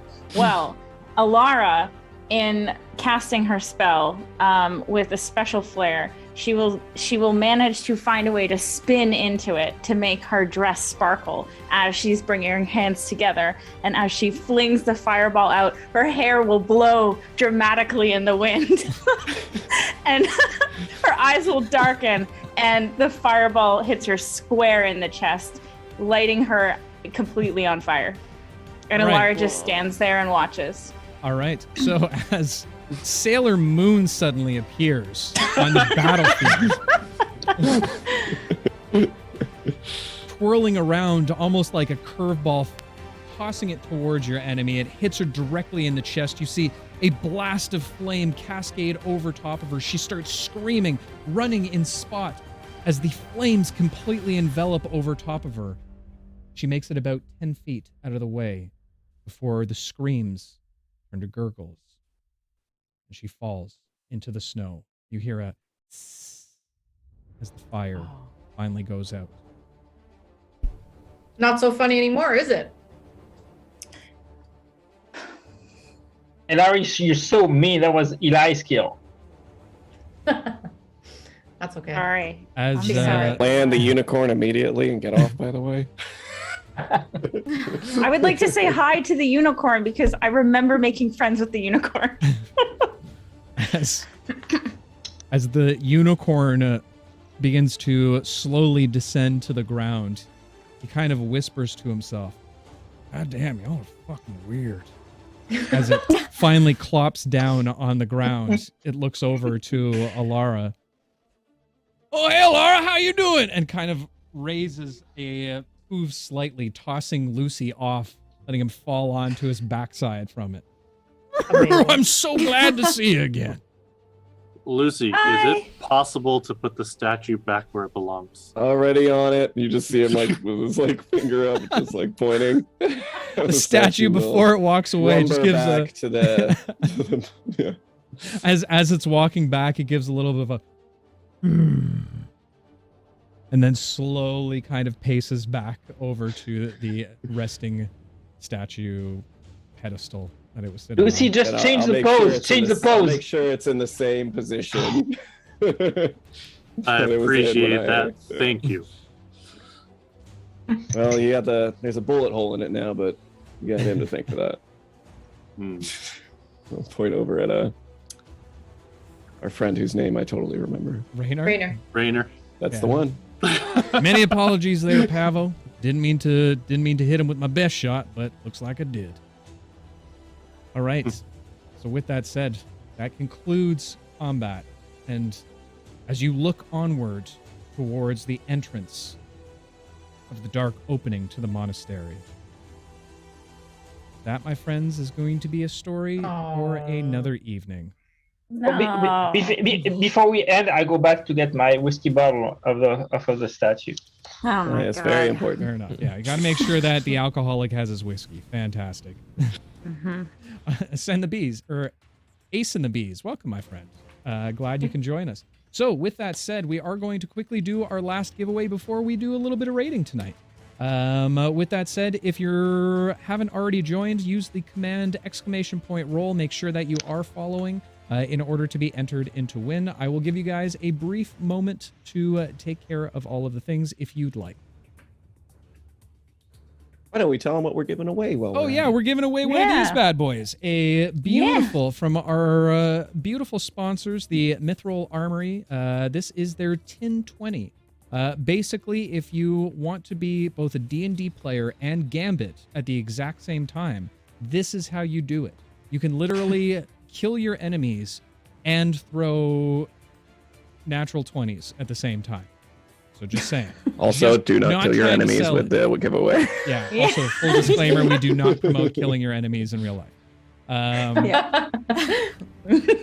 And if you don't win, you can use our code CAREFUL at their website to get 10% off. Oh yeah, that thing too. Ciao, We have that Bobby. thing. I always forget to say about that.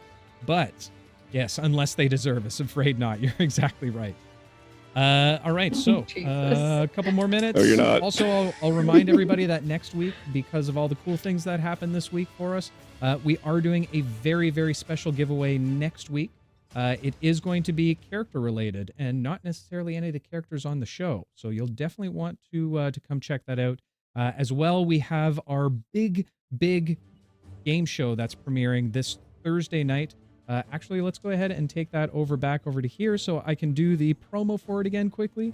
We have a whole bunch of awesome creators that are coming on and joining us. Robert Hartley from Viva La Dirt League, Rayner Ray, not sure where she's from, but we thought we'd add her in there. Oh my God.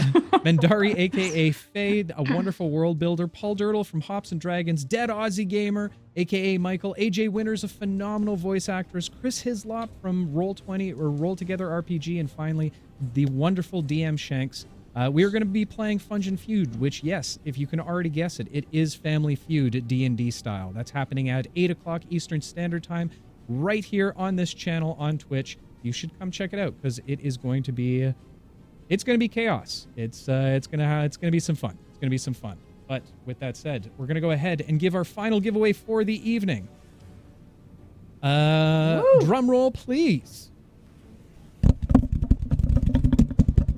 And considering this is the last one, I can do it as per usual. I have to close the entries. Entries are now closed. And we will go ahead and pick a winner for the evening. The winner of tonight's D1020 is none other than... No, he won last time. Try it again. You can't win twice. Oh my gosh. Hops and Dragons. All right. Well, congratulations to our friends over at Hops and Dragons. We will go ahead and reach out to them to make sure that they get their wonderful 1020. We have gone over our time. Apologies, guys. I know we kept you up a little late tonight, but it is what it is.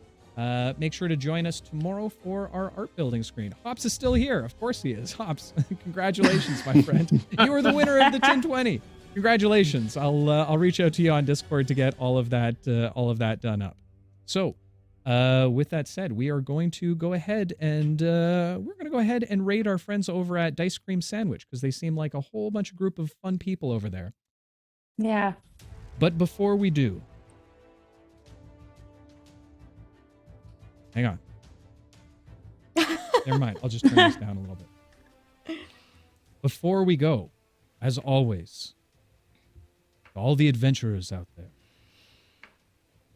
whether you're in a small village trying to negotiate prices, or in the top of a cliff top fighting against a horde of martial arts experts and ninja assassins, I beg of you all, just one word of caution.